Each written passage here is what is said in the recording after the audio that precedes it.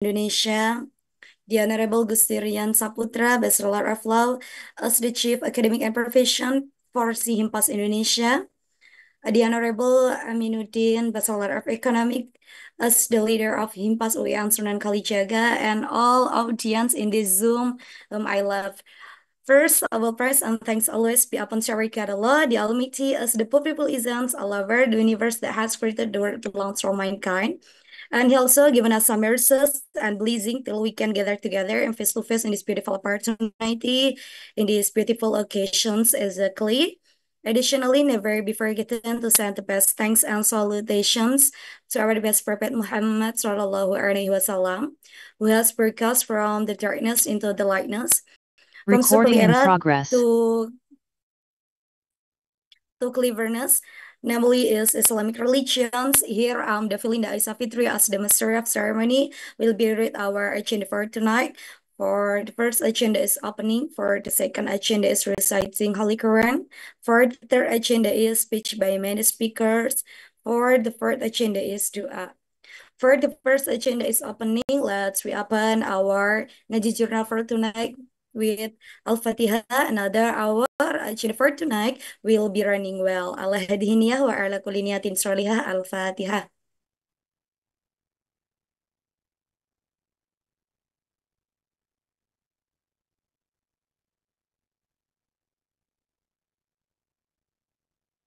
And therefore, the next agenda is reciting Holy Quran for Ramadan Magister Law. It is time for yours. Assalamualaikum warahmatullahi wabarakatuh. Waalaikumsalam warahmatullahi wabarakatuh. أعوذ بالله من الشيطان الرجيم. بسم الله الرحمن الرحيم.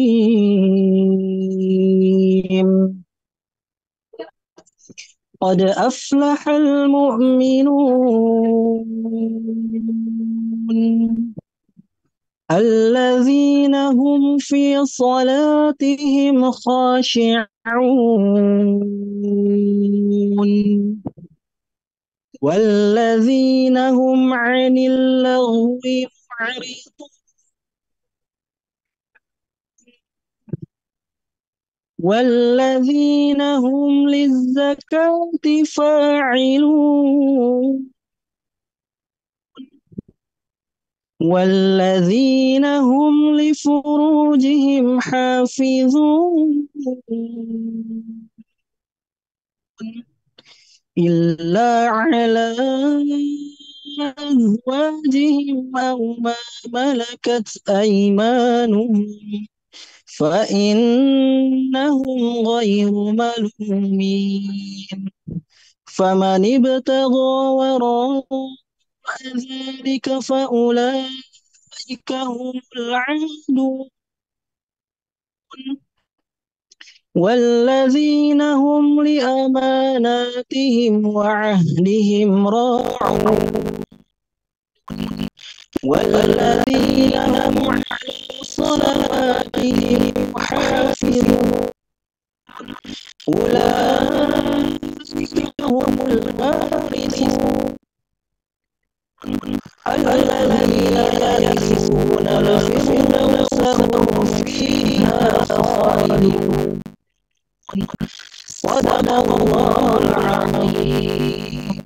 السلام عليكم ورحمة الله وبركاته. Waalaikumsalam warahmatullahi wabarakatuh.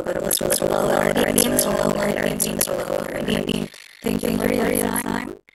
And then for the third agenda is speech by many speakers. I'm going to for the first because Aminuddin Bachelor of Economics as a leader of UIN Sunan Kalijaga. That is time for yours.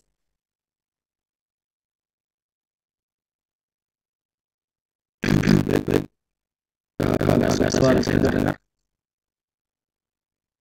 Alhamdulillah terdengar, Pak. Assalamualaikum warahmatullahi wabarakatuh.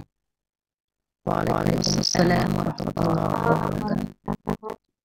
Alhamdulillah, alhamdulillahirabbil alamin. Wassalatu wassalamu ala asyrafil anbiya'i wal mursalin wa ala alihi wa sahbihi Rasulillah ajma'in. Alhamdulillah, bersyukur kita kepada Allah Subhanahu wa taala dengan mengucapkan alhamdulillahirabbil alamin, karena pada kesempatan yang mulia ini, pada malam Jumat yang berbarokah ini, kita masih dipertemukan oleh Allah Subhanahu wa taala, walaupun dengan Zoom, dengan tidak tatap muka secara langsung, tetapi tidak mengurangi rasa syukur kita kepada Allah Subhanahu wa taala, sehingga kita nantinya bisa mensyukuri dan menikmati agenda kita pada hari ini dengan seksama. Kemudian salawat dan salam tercurahkan keharibaan junjungan Nabi besar kita Muhammad Rasulullah sallallahu alaihi wasallam.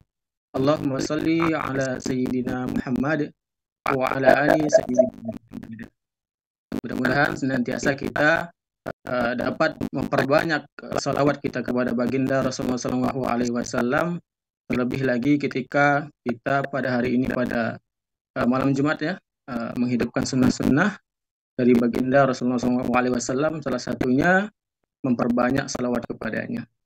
Baik teman-teman sekalian, yang saya hormati Kakanda Ahmad Sauki SSI selaku Ketua Umum Porsi Himpas Indonesia yang pada hari ini hadir bersama kita, dan juga insya Allah beliau pada hari Sabtu nanti akan berkunjung visit ke Himpas di wilayah Yogyakarta.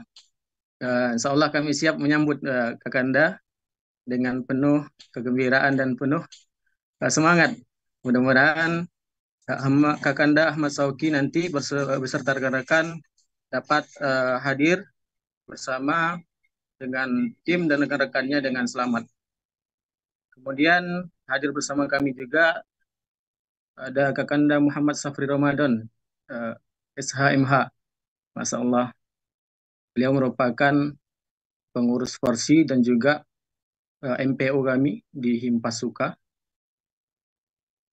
Kemudian yang terhormat juga Kakanda Gustirian Saputra SH selaku Kabid Porsi Himpas Suka dan juga Porsi Himpas Indonesia, dan tak terlupakan Al-Mukarrom, pemateri kita yang luar biasa pada hari ini, Bapak Henry Himawan.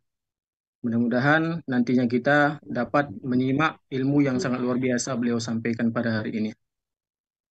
Baik, sahabat, teman-teman, ngaji jurnal Porsi Himpas pada hari ini, saya sedikit menyampaikan pesan bahwa momentum ngaji jurnal yang kita laksanakan pada hari ini merupakan suatu momentum yang sangat luar biasa ya, sangat luar biasa dan patut kita apresiasi. Sebelumnya saya ucapkan ribuan terima kasih kepada Akpro Porsi Himpas dan juga sekaligus Kabid daripada Akpro Himpas Suka yang telah melaksanakan dan juga menaja agenda ngaji jurnal ini. Mudah-mudahan kita harapkan ke depannya bisa berkelanjutan dan juga dapat memberikan warna dalam pengembangan masa depan riset kita, tentunya di dunia Islam dan juga dunia akademik. Kemudian saya juga menyampaikan sedikit pesan, di momentum ini mari sama-sama kita gunakan sebaik mungkin, karena agenda ngaji jurnal ini merupakan momentum juga sebagai aktualisasi kita sebagai akademisi, tentunya sebagai mahasiswa pasca sarjana yang mempunyai tanggung jawab moral, bagaimana kita dapat mengembangkan dunia riset kita. Tentunya diharapkan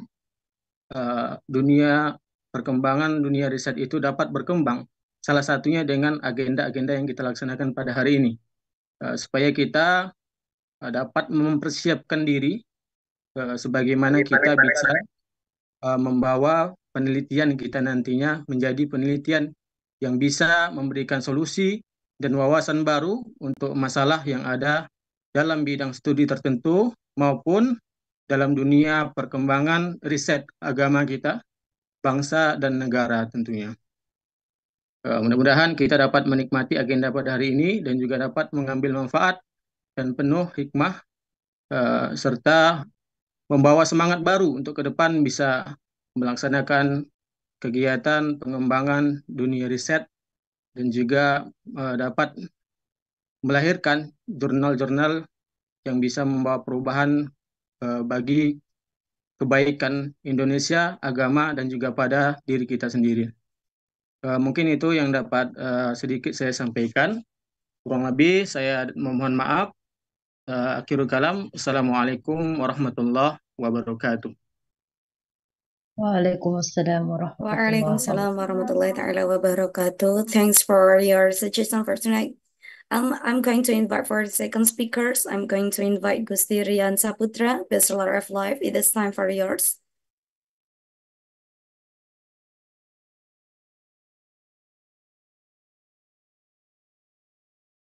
Suara saya terdengar, teman-teman moderator. Terdengar. Alhamdulillah. Ya, baik. Bismillahirrahmanirrahim. Assalamualaikum warahmatullahi wabarakatuh. Alhamdulillah, syukur atas limpahan ribuan nikmat yang Allah berikan kepada kita semua pada malam hari ini. Di tengah situasi kondisi nasional yang kita anggap kondisi darurat, begitu teman-teman mengikuti fenomena yang berkembang hari ini hingga malam hari ini. Teman-teman kita sedang berjuang di berbagai tempat, terutama di jalan-jalan, di depan Senayan, tadi di Tribunal Kota Jogja, sehingga kita bersyukur pada malam hari ini juga berada pada barisan yang sama, tetapi dalam bentuk yang berbeda.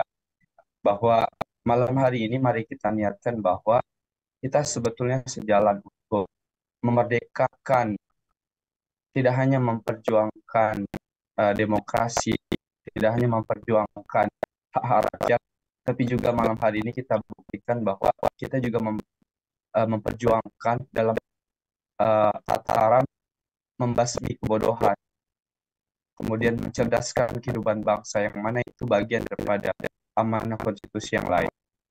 Sehingga juga pada malam hari ini, alhamdulillah kita bersyukur juga Dr. Henry Hermawan sudah berkenan hadir pada malam hari ini membersamai kita semua, yang insya Allah akan membahas satu topik menarik tentang Islam dan perkembangan masa depan di dunia.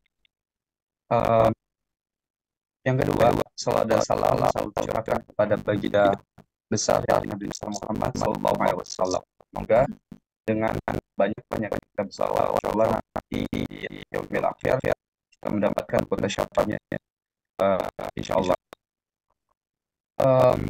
Mohon izin teman-teman semuanya yang saya hormati Ketua Umum Persihimpas Indonesia, Mas Ahmad Lutfi, kemudian yang saya hormati Ketua Umum Himpas UK, Mas Hamiluddin, kemudian yang saya hormati materi Bapak Henry Hermawan.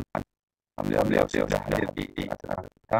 Terima kasih sudah hadir dan berkenan isi Bapak, dan tentu sahabat bersih dan juga masyarakat yang berada di seluruh wilayah yang sudah tidak saya sebutkan. Pertama yang saya sampaikan adalah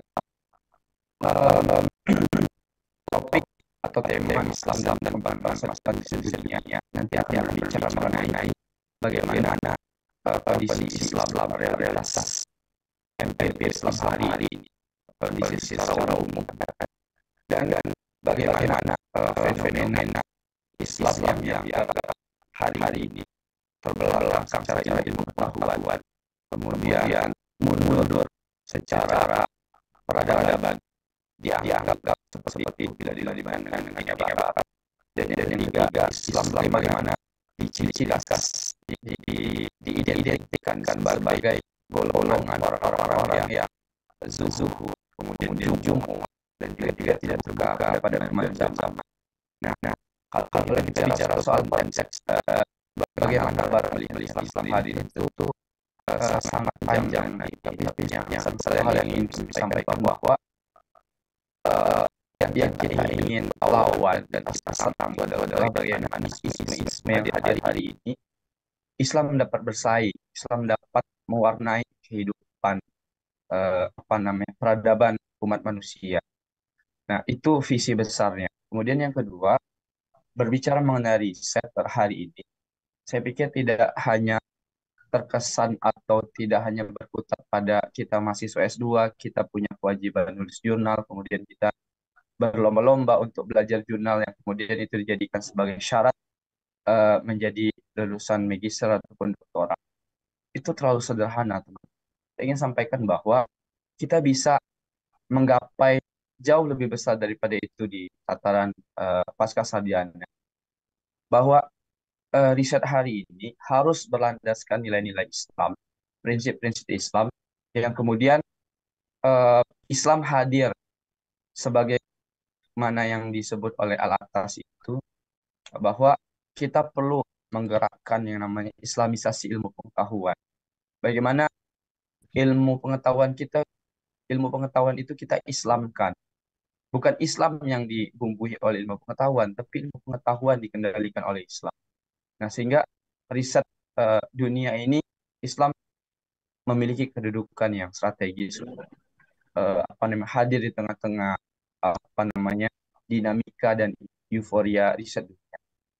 Yang ketiga, yang ingin kami sampaikan bahwa ngaji jurnal ini salah satu pola kebijakan yang disusun oleh bidang akademik profesi Forsi Himpas Indonesia, yang mana kami merasakan keresahan bahwa komunitas ataupun program yang sifatnya memfasilitasi teman-teman di pasca sarjana itu masih sangat minim. Nah, padahal kita dituntut oleh banyak hal, tuntutan akademik begitu ya.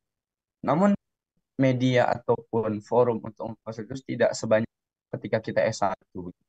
Sehingga kami menginisiasi program ini dirancang untuk setidak-tidaknya ada forum yang memfasilitasi teman-teman untuk mengkaji bagaimana jurnal itu seharusnya dibuat dan dirancang sehingga melahirkan kebermanfaatan untuk banyak orang. Nah, kemudian yang terakhir yang ingin kami sampaikan bahwa kami ingin mengucapkan terima kasih yang sebesar-besarnya, terutama saya ingin mengucapkan kepada rekan-rekan saya di bidang pro yang senantiasa membantu bekerja dalam dakwah intelektual ini, sehingga insya Allah nanti akan melahirkan berbagai manfaat dan melahirkan amal jariah untuk kita semua. Dan tentu kami mengucapkan terima kasih juga kepada para hadirat, para para peserta ngaji jurnal pada malam hari ini sudah berkenan mendaftarkan diri dan menyimak. Semoga bermanfaat, dan kami mohon maaf apabila ada salah hilap kurang, baik selama kami merencanakan kegiatan ini sampai dengan nanti selesai begitu. Barangkali itu yang dapat kami sampaikan. Semoga bermanfaat. Saya akhiri. Billahi taufiq wal hidayah. Assalamualaikum warahmatullahi wabarakatuh. Waalaikumsalam warahmatullahi ta'ala wabarakatuh. Thank you very much for the last speakers. I'm going to invite the leader of Forsi Himpas Indonesia 2024, Ahmad Sauki, Bachelor of Science. It's time for the host. Oke, baik. Terima kasih. Bismillahirrahmanirrahim. Assalamualaikum warahmatullahi wabarakatuh.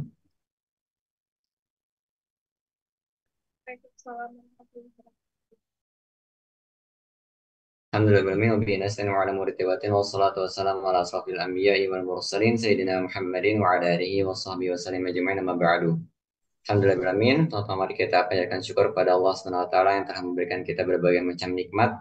Dan tak lupa salat salam terus kita sampaikan pada Nabi besar kita, Nabi Muhammad SAW, beserta dengan keluarganya, para sahabatnya, dan juga seluruh umatnya hingga akhir zaman. Semoga kita termasuk ke dalam umatnya yang senantiasa istiqomah untuk mengikuti sunnah-sunnah beliau dan mendapatkan syafaat di hari akhir kelak. Amin ya rabbal alamin.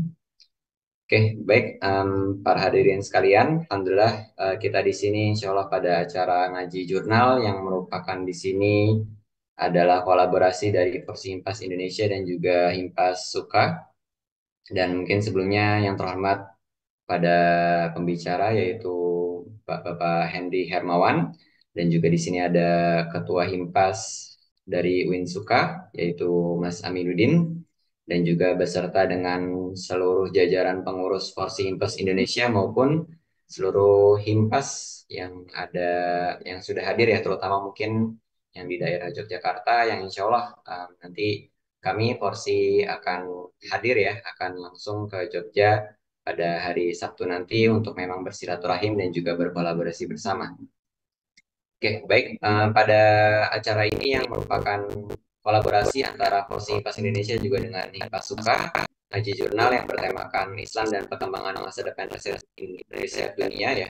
Yang ini memang kenapa akhirnya kami angkat ya, yang bahwa memang sudah semestinya ya, sudah semestinya bahwa kita selaku umat Islam, selaku Muslim yang memang semestinya tidak boleh untuk memang memisahkan ya, memisahkan antara agama juga dengan ilmu, yang dimana ini merupakan keutamaan luar biasa, banyak keutamaan-keutamaan dalam ilmu, dalam memang menuntut ilmu sampai dengan kita meninggal, menuntut ilmu sampai negeri negeri Cina misalnya gitu ya, dan segala macamnya yang memang akhirnya orang-orang yang menuntut ilmu akan dinaikkan derajatnya, gitu ya, yang bahkan 1.000 ahli ibadah itu bahkan kalah dengan satu orang yang alim gitu ya, dan ini adalah merupakan sebuah sebuah value dalam Islam, yang dimana Islam itu sangat sangat mengedepankan ilmu, dan ilmu ini memang semestinya tidak untuk dipisahkan antara ilmu, oh ini ilmu yang memang agama, kalau misalnya kita alim itu berarti kita paham fikih, kita hafal 30 juz, tapi harusnya kita juga tidak boleh untuk memang apa namanya, mengkecilkan, mengkerucutkan hanya hanya ilmu itu, hanya ilmu agama saja, bahwa ternyata ilmu itu memang ada yang namanya ilmu kauniyah dan juga ilmu kauliyah, yang dimana ilmu kauliyah itu adalah tentang dari mana itu adalah firman Allah yang memang kita kaji bersama, dan ilmu kauniyah itu adalah ilmu ayat-ayat kauniyah, maksudnya itu adalah tanda kebesaran Allah yang memang bertebaran di seluruh dunia ya, di seluruh dunia dan juga alam semesta, yang dimana itulah tugas untuk memang seorang muslim untuk memang alladzina yadhkuruna Allah qiyaman wa qu'udan wa 'ala junubihim wa yatafakkaruna fi khalqis samawati wal ard, yang dimana ulil albab itu adalah ciri-cirinya ada dua ya, bahwa mereka yang memang selalu mengingat Allah dalam kondisi berdiri, duduk maupun terbaring, maupun yang selalu mentafakuri penciptaan alam semesta ya, dan penciptaan alam semesta langit dan bumi dan juga silih bergantinya siang dan malam. Nah, ini sudah mestinya dengan value ini kita mengikuti bahwa salafus soleh, bahwa memang para ulama-ulama terdahulu juga memang akhirnya pandai dalam berbagai macam hal. Bahkan kalau misalnya sekarang itu adalah expert ya, banyak-banyak banyak pakar, expert yang memang sangat detail gitu ya. Nah, pada zaman dahulu itu yang memang banyak yang expertnya generalis. Maksudnya apa? Akhirnya banyak yang memang akhirnya dia expertnya tuh dalam banyak hal kayak gitu. Nah, inilah memang yang terkadang menjadi menjadi pembatasan, yang memang seharusnya manusia itu bisa lebih lebih dari hal tersebut gitu ya.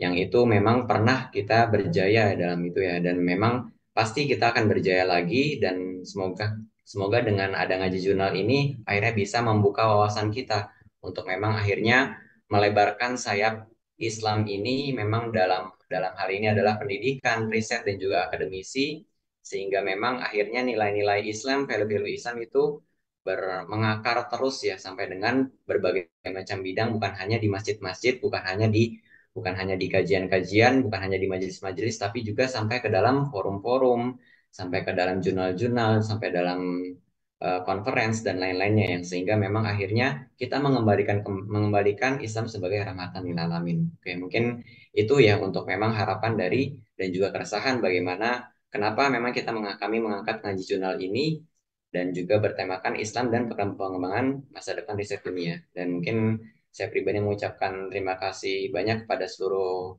pihak yang telah membantu, dan juga mohon maaf jika memang ada masih ada kesalahan baik secara teknis maupun hal-hal lainnya. Mungkin sekian saja dari saya. Terima kasih. Wassalamualaikum warahmatullahi wabarakatuh.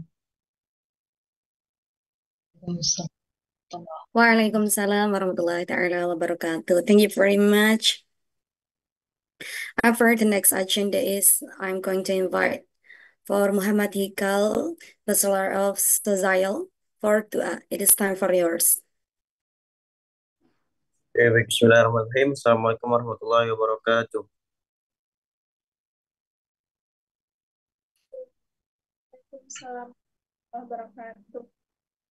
Untuk menambah keberkahan acara kita pada malam hari ini, marilah sama-sama kita berdoa untuk mengucap syukur atas kegiatan kita yang telah dilaksanakan pada malam hari ini.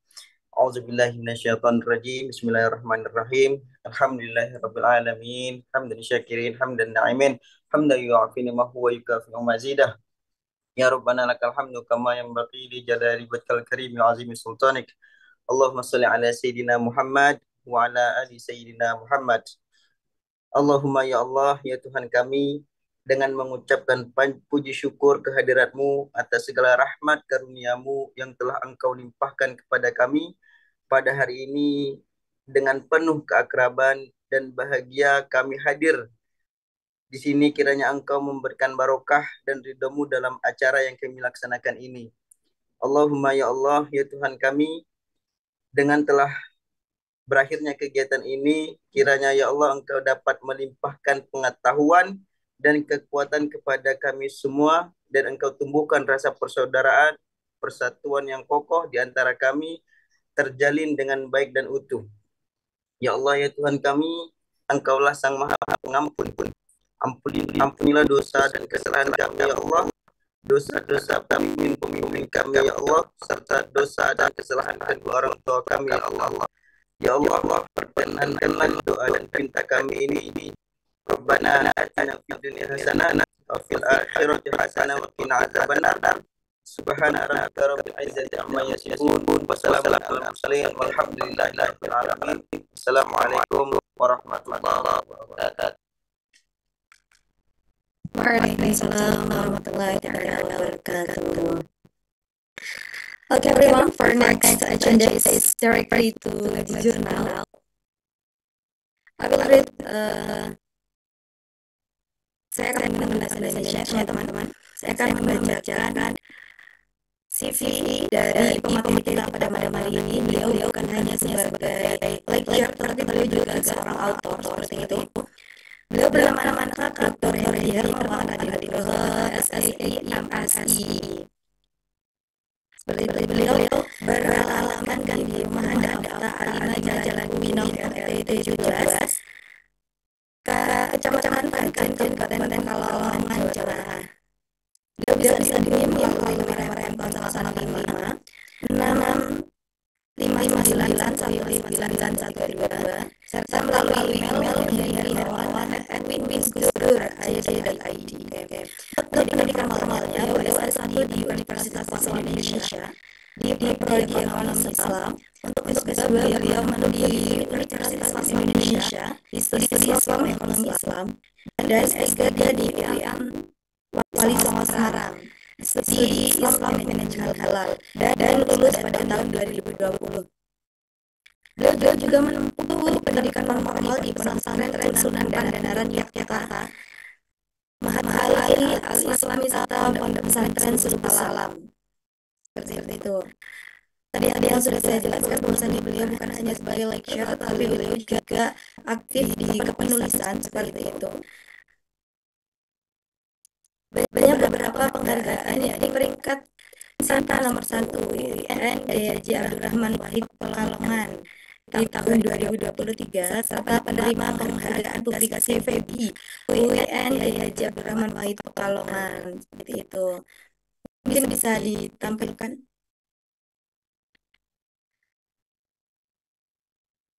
Beliau juga menerbitkan beberapa buku, diantaranya Pengantar Ilmu Ekonomi Islam yang diterbitkan oleh PT Nasya Expanding Management di tahun 2023, Perkembangan Industrial di Indonesia di Sciences Publishing di tahun 2022, Ekonomi Kreatif, Konsep Peluang dan Strategi Pengembangan Sciences Publishing 2022.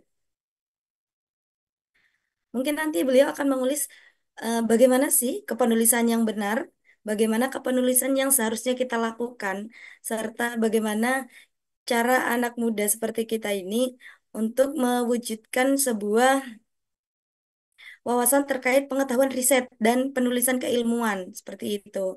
Mungkin langsung saja kepada beliau kami persilahkan.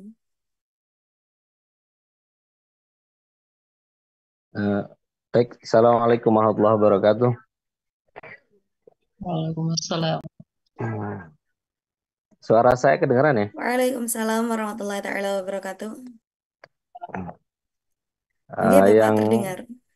sama-sama kita hormati Ketua Forsi Himpas Indonesia ya, Mas Ahmad Syauqi, dan Ketua Forsi Himpas UIN Yogyakarta ya, Yogyakarta, Mas Aminuddin, dan PIC acara ini Mas Rian ya, yang selalu ngubungin saya ini. Dan terima kasih saya ucapkan kepada Mbak moderator ya. Saya nggak tahu namanya, Mbak siapa Mbak? Devi Linda, Bapak. Mbak Devi Linda dan teman-teman semuanya ya, yang tidak saya sebutkan satu persatu. Alhamdulillahirabbil alamin wa bihi nasta'in wa ala umuriddin waddin. Wassalatu wassalamu ala asyrafil anbiya'il mursalin wa ala alihi washabihi ajmain amma ba'd. Baik, teman-teman semuanya, sebenarnya saya itu juga bingung awalnya dengan Mas Rian. Saya kira awalnya itu pas kalau di UIN Gus Dur ya, pasca sarjana itu masih terintegrasi satu ya. Jadi semua S2, ini S3 itu jadi satu, apapun jurusannya disebut pasca. Ternyata kalau di UIN Jogja itu mirip dengan UIN Wali Songo. Jadi ketika dia ada S1, S2-nya ya dia larinya ke fakultas. Kayak UIN Wali Songo juga seperti itu. S1, S2, yang tidak ada S1-nya, misalnya studi Islam, itu baru lari ke pasca sarjana. Jadi pasca sarjana itu isinya cuma mahasiswa studi Islam sama mahasiswa beasiswa. Nah itu ya. Nah itu eh, saya juga nggak terlalu ahli-ahli banget ya dalam ngaji jurnal ini. Mungkin Mas Rian tahu saya dari Mas Yusril Bariki ya. Mas Yusril Bariki itu alumni, itu keren juga itu. S2-nya di S2-nya di UIN Gus Dur dan di UIN Suka, double degree tapi biaya mandiri ya. Sekarang kayaknya sedang S3 di UIN UIN Suka, di UIN Suka ya. Nanti mudah-mudahan bisa 3 juga, double degree juga S3-nya di UIN Gus Dur. Oke, baik, tema kali ini teman-teman semuanya itu tentang ngaji jurnal Islam dan perkembangan masa depan riset dunia. Ini tema dari panitia ya. Saya kalau ke UIN Suka itu jadi ingat Jogja karena studi saya itu S1 S2 kan di Jogja. Kebetulan saya juga sambil mondok di Pandanaran, jadi nggak asing lah dengan Jogja ya. Nggak asing karena dulu kalau kampus saya itu jadi S1 itu di kampus terpadu di Kaliurang. Saya juga masih tinggal di Kaliurang. Terus S2-nya itu dekat UIN Suka itu di Demangan ya. Demangan, belakang Hotel Plaza kalau dulu, kalau masih ada ya. Oke, baik. Eh, saya akan mengutip sebuah 5 ayat dalam Al-Qur'an, yaitu Iqra bismi rabbikal ladzi khalaq khalaqal insana min 'alaq Iqra rabbukal akram alladzi 'allama bil qalam 'allamal insana ma lam ya'lam. Jadi ini adalah wahyu yang pertama kali turun kepada Nabi Muhammad, itu adalah suruh membaca. Ini kebiasaan saya pribadi, biasanya kalau membimbing mahasiswa dan lain sebagainya itu nggak boleh banyak bertanya, tapi harus banyak membaca. Ketika tidak menemukan lagi, baca lagi. Tidak menemukan lagi, baca lagi. Terus berulang kali membaca. Karena menurut kolega saya yang dari UII juga itu mengatakan membaca dan menulis adalah ibadah yang utama dalam agama Islam. Jadi dakwah itu tidak selamanya bil qaul kan gitu ya. Nah, kalau teman-teman sekarang itu kan ada bil harokah gitu, dengan gerakan. Nah, itu teman-teman kita yang sekarang demo di depan DPR atau di Jogja juga termasuk Pak Rektornya UI juga ikut demo nih, Pak Fatul Wahid juga. Itu dakwah bil harokah lah. Bagi kita-kita yang akademisi, kalau tidak sempat dengan harokah seperti sekarang ini, ya berarti kita dakwahnya ya apa bil kitabah dengan menulis. Karena menulis itu menurut Pramudia Anantatur itu kan orang boleh pandai setinggi langit, tapi selama ia tidak menulis, ia akan hilang dalam masyarakat dan dari sejarah. Menulis adalah bekerja untuk keabadian, kan gitu kan. Jadi ya kalau kita itu meninggal, itu yang ditinggalkan apa? Kalau warisan kan bisa habis. Kalau ilmu atau karya, sebuah karya itu walaupun kita meninggal, kita tidak ada, karya kita itu tetap tetap abadi gitu. Tetap dibaca orang dan lain sebagainya, malah diteliti orang. Coba kalau kajian turas misalnya, kitab-kitab terdahulu itu kan masih dikaji, masih relevan untuk dikaji dan implementasinya dalam dunia modern seperti sekarang ini. Itu siapa yang nulis ya? Penulis-penulis itu. Bahkan kalau dalam kami di pondok pesantren misalnya, itu kan diajarkan sebelum mengaji biasanya. Kita itu membaca Fatihah untuk mu'alif kitab-kitab tersebut gitu kan. Jadi pahalanya juga dari segi pahala ya, dari segi pahala juga nggak putus-putus karena kita selalu dibacain Fatihah oleh mereka, oleh murid-murid yang ingin mempelajari kitab-kitab yang tulis, bukan kitab-kitab yang para ulama tulis ya. Jadi kita harus mulai mencoba gitu, mencoba untuk apa? Yaitu untuk keabadian. Ya mungkin kalau cuma tidak hanya keabadian di dunia mas, tapi kan keabadian di akhirat karena amal-amal jariah kita itu bisa langgeng dengan cara kitabah itu tadi. Tapi sebelum kitabah ya itu harus qiraah dulu, membaca kan itu. Membaca, makanya kata mata najwa itu kan membaca ialah upaya merekuk makna ikhtiar untuk memahami alam semesta. Itulah mengapa buku disebut jendela dunia yang merangsang pikiran agar terus terbuka. Ini slide-nya, ini Mbak, saya udah masuk slide ketiga, Pak, keempat dulu. Operator ya, karena saya pakai HP ini. Jadi kalau pengen menulis ya kita harus membaca dulu. Jadi rumusnya gini, kalau orang banyak membaca itu mengisi otak kita kan, mengisi otak kita. Lah otak kita itu nanti kita tuangkan dalam sebuah tulisan. Jadi kalau pengen menulis ya harus banyak membaca. Kalau nggak banyak membaca gimana mau menulis? Karena kayak ada input, proses, output. Lah inputnya itu nggak ada gitu loh.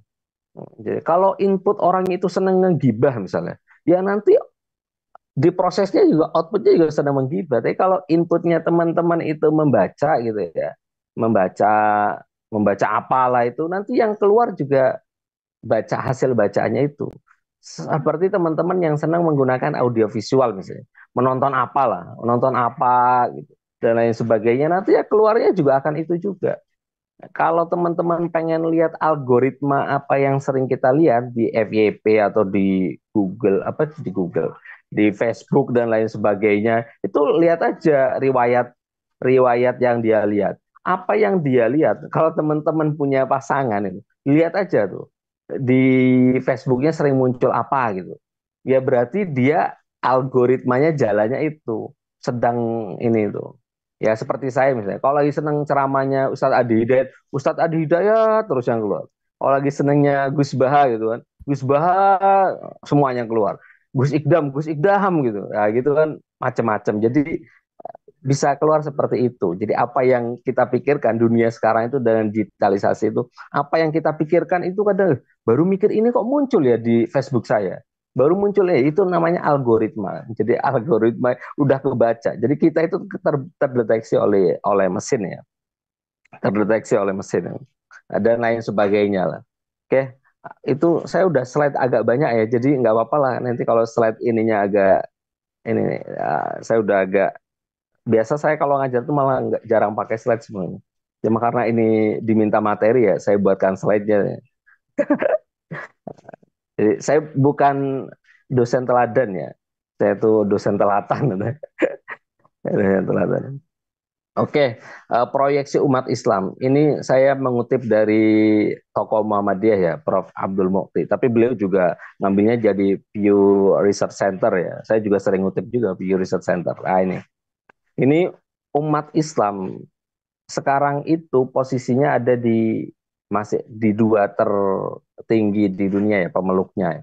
Jadi pertama itu tetap agama Nasrani. Kenapa? Karena Nasrani itu gabungan kalau di Indonesia kan gabungan dari dua agama kan, Kristen dan Katolik ya. Kita kan tunggal ya, Islam.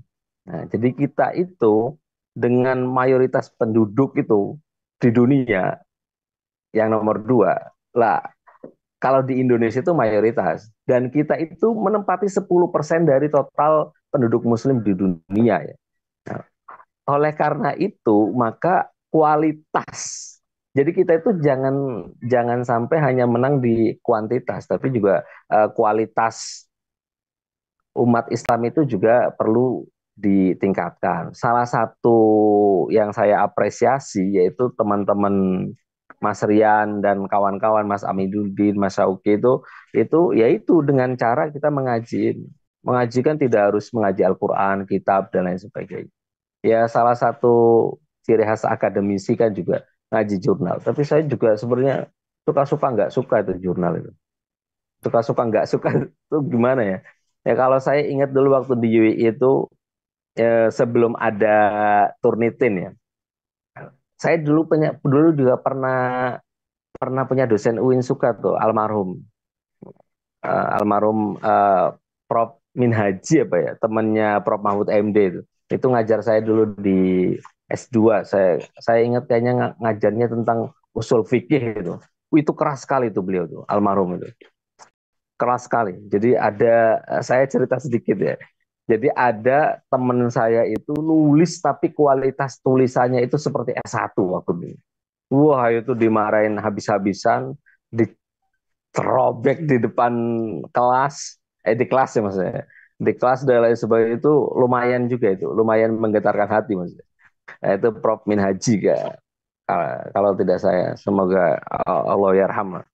Yaitu teman akrabnya Prof Mahfud MD sering cerita juga kalau di kelas itu asli UIN Suka kayaknya. Beliau profesor di UIN Suka. Ya itu dari situ, sebenarnya nggak dari situ. Dari sebelum beliau itu ada tokoh inspiratif saya itu di UI itu namanya Pak Yusdani, Pak Yusdani. Jadi kenapa kami itu, misalnya dulu ya waktu kami itu di UI itu, kenapa harus menulis? Pesan beliau itu cuma satu itu waktu. Kalian menulislah, mengutiplah. Selama kamu menulis dan kutipannya dicantumkan, kamu tidak plagiasi. Akhirnya kami itu dulu ya kerja aja ya cuma di perpus. Kalau ada tugas dari dosen itu, kalau sekarang Pak Dekan nih, Pak Asmuni misalnya, itu kalau ada tugas itu mesti kalau kosong ke perpus, mereview 5 buku dalam waktu 2 jam, misalnya gitu. Dan lain sebagainya itu lama kelamaan karena inputnya itu adalah membaca ya mau nggak mau kan kami harus nulis juga ya nulis. Cuma nulis dulu itu zaman kami ya. Zaman kami yang menulis ya nulis aja, mengalir gitu kan nulis. Oh ini orang yang mengatakan misalnya kebaruan itu ini saya loh temuan saya. Coba teman-teman temuannya di Kopas di Google mesti ada juga ya. Misalnya redaksi saya mengatakan perkembangan ekonomi Islam di Indonesia saat ini sangat pesat. Dunia riset mengenai ekonomi Islam tidak hanya perbankan syariah, tidak hanya perbankan syariah, lembaga keuangan syariah, baik mikro maupun makro, akan tetapi sekarang ini sudah merambat ke dunia industri halal. Ngomong kayak gitu, saya ngomong, ini kan redaksi dari saya. Ketika teman-teman Kopas itu dulu banyak juga yang ngomong dengan hal yang sama. Jadi makanya saya selalu menggunakan prinsipnya Pak Yusdani ya, sampai saat ini. Kalian nulis nggak usah takut plagiarisme, yang penting satu, itu wajib. Ketika menulis ada sumbernya, dan itu wajib dituliskan.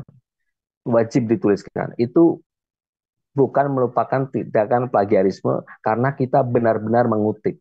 menyantumkan sumbernya, marojiknya gitu kan. Referensinya kita berikan.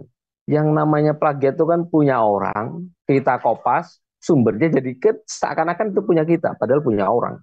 Nah, kayak gitu. Jadi kalau review jurnal misalnya, review jurnal dan lain sebagainya kan nggak satu jurnal, beberapa jurnal kita kolaborasikan, terus kita nemu oh idenya ini gitu dan lain sebagainya. Nah, itu beberapa aspek yang perlu kita pelajari. Teman-teman itu kalau di UIN Gus Dur pada takut, Pak Turnitin, Pak. Saya sebagai lektor sekarang ya, sebagai dosen misalnya, saya merasakan setelah eranya Turnitin itu, Dek, kecilin. Semenjak eranya Turnitin itu bahasanya jadi nggak enak dibaca gitu loh. Bacanya bahasa skripsi itu jadi nggak enak dibaca sama sekali. Beda dengan zaman kami dulu tuh masih enak dibaca. Ya emang kalau ditunitin mungkin 100% kali ya. Atau 50% atau lain sebagainya. Tapi ya sumbernya dicantumkan. Jadi ada plus minus lah. Saya nggak tahu kebijakan Turnitin itu seperti apa gitu. Ya termasuk di kampus kami juga ada. Akhirnya orang pada mengakalin itu dengan cara nggak SPOK lagi gitu. Jadi ketika tulisan itu nggak SPOK lagi, subjek, predikat, objek, keterangan, kan akhirnya dimajhul. Harusnya aktif jadi dimajhul. Ketika dimajhul keterangannya di depan. Itu bacanya pusing juga saya. Ya, itu fenomena ini ya, fenomena setelah adanya kebijakan similarity ya, Turnitin. Oke, sekarang kita next slide mungkin. Isu-isu kontemporer mengenai studi Islam misalnya. Itu apa aja, ada perubahan iklim, lingkungan, kesehatan, teknologi digital, itu merupakan isu-isu yang sangat up to date ya sekarang ini. Misalnya climate change ya, perubahan iklim, itu Islam itu harus bisa menjawab tantangan global ya, tantangan sekarang ada masalah apa, itu Islam harus bisa menjawab itu. Karena kalau kata kaidah fikihnya itu kan soleh likulli zaman wa makan gitu ya. Jadi harus applicable di setiap zaman, setiap waktu dan setiap tempat, itu harus applicable. Karena orang nggak mau tahu. Pokoknya Islam harus bisa menjawab ini. Ada ini, itu perspektif Islamnya seperti apa. Jadi misalnya sekarang kalau kaitannya tentang agama ya, keagamaan, itu isu next slide Mbak. Isu yang sedang berkembang itu adalah moderasi beragama. Moderasi beragama itu sampai nulis jurnal. Itu saya dapat request dari Balai Litbang, Pak nulis moderasi beragama. Padahal bidang saya itu ya nggak moderasi beragama ya. Bidang saya itu kan sebenarnya lebih ke ekonomi Islam. Walaupun S3 saya studi Islam, karena modelnya S3-nya UIN Wali Songo itu seperti S2-nya UII. S2 UII itu kan dulu ya, magister studi Islam. Sekarang kayaknya magister ilmu agama Islam. Nanti di situ baru dibagi konsentrasi. Ada ilmu agama Islam, ada hukum Islam, ada ekonomi Islam. Nah, saya ekonomi Islam. Jadi mata kuliahnya juga paling yang sama-sama itu yang dasar-dasar aja. Setelah itu kan mata kuliahnya sudah berbeda lah. Itu juga sama dengan di UIN Wali Songo. UIN Wali Songo studi Islam S3-nya. Nanti konsentrasinya ada ekonomi Islam, manajemen halal, dakwah ini wes pokoknya campur aduk. Cuma kalau kami dulu program beasiswa ya, mari programnya dari awal kami sudah spesifik yang halal. Nah, jadi isu moderasi beragama ini itu sedang trending juga. Beberapa kali saya itu diminta menulis moderasi beragama. Jadi enak kalau nulis dari orang. Jadi ada jurnal itu ada 3 mengenai honorarium. Ada yang jurnal itu menulis bayar ke pengelola jurnal. Ada APC-nya, ada author publication charge misalnya. Ada author fee misalnya. Ada penulis bayar di jurnal. Yang kedua, yang penulis nggak bayar, ya yang pengelola jurnal juga ngasih uang free. Biasanya disebut dengan free, gratis lah. Yang nulis gratis, yang jurnal juga nggak ngasih apa-apa nulis. Yang ketiga itu ada autornya malah dapat uang. Seperti di BI saya belum tembus. BI itu 15 juta ya kalau tembus. Di Bank Indonesia. Jadi ciri jurnal yang penulisnya mendapat honor, honorarium, itu semua di balik litbang, semua di institusi, jangan di kampus. Di kampus itu sekarang sudah mulai bergeser. Kalau jurnal-jurnal awal tuh dikasih fee, yang belum Sinta bisa kasih fee tuh, kasih honor. Atau jurnal-jurnal yang minim artikel, maksudnya saya jurnal tapi kok nggak ada yang ngirim, itu biasanya dikasih suplemen, dikasih honor, ada ininya lah, ada flyernya. Kayak gitu. Tapi jarang sekarang di Win tuh masih ada, tapi sangat-sangat jarang. Nah, nanti tipikal yang pasti ada honornya itu Balai Litbang Kemenak kah, Kemenkominfo, DPR, apalah itu instansi-instansi itu masih ada honornya. Dan itu lumayan loh.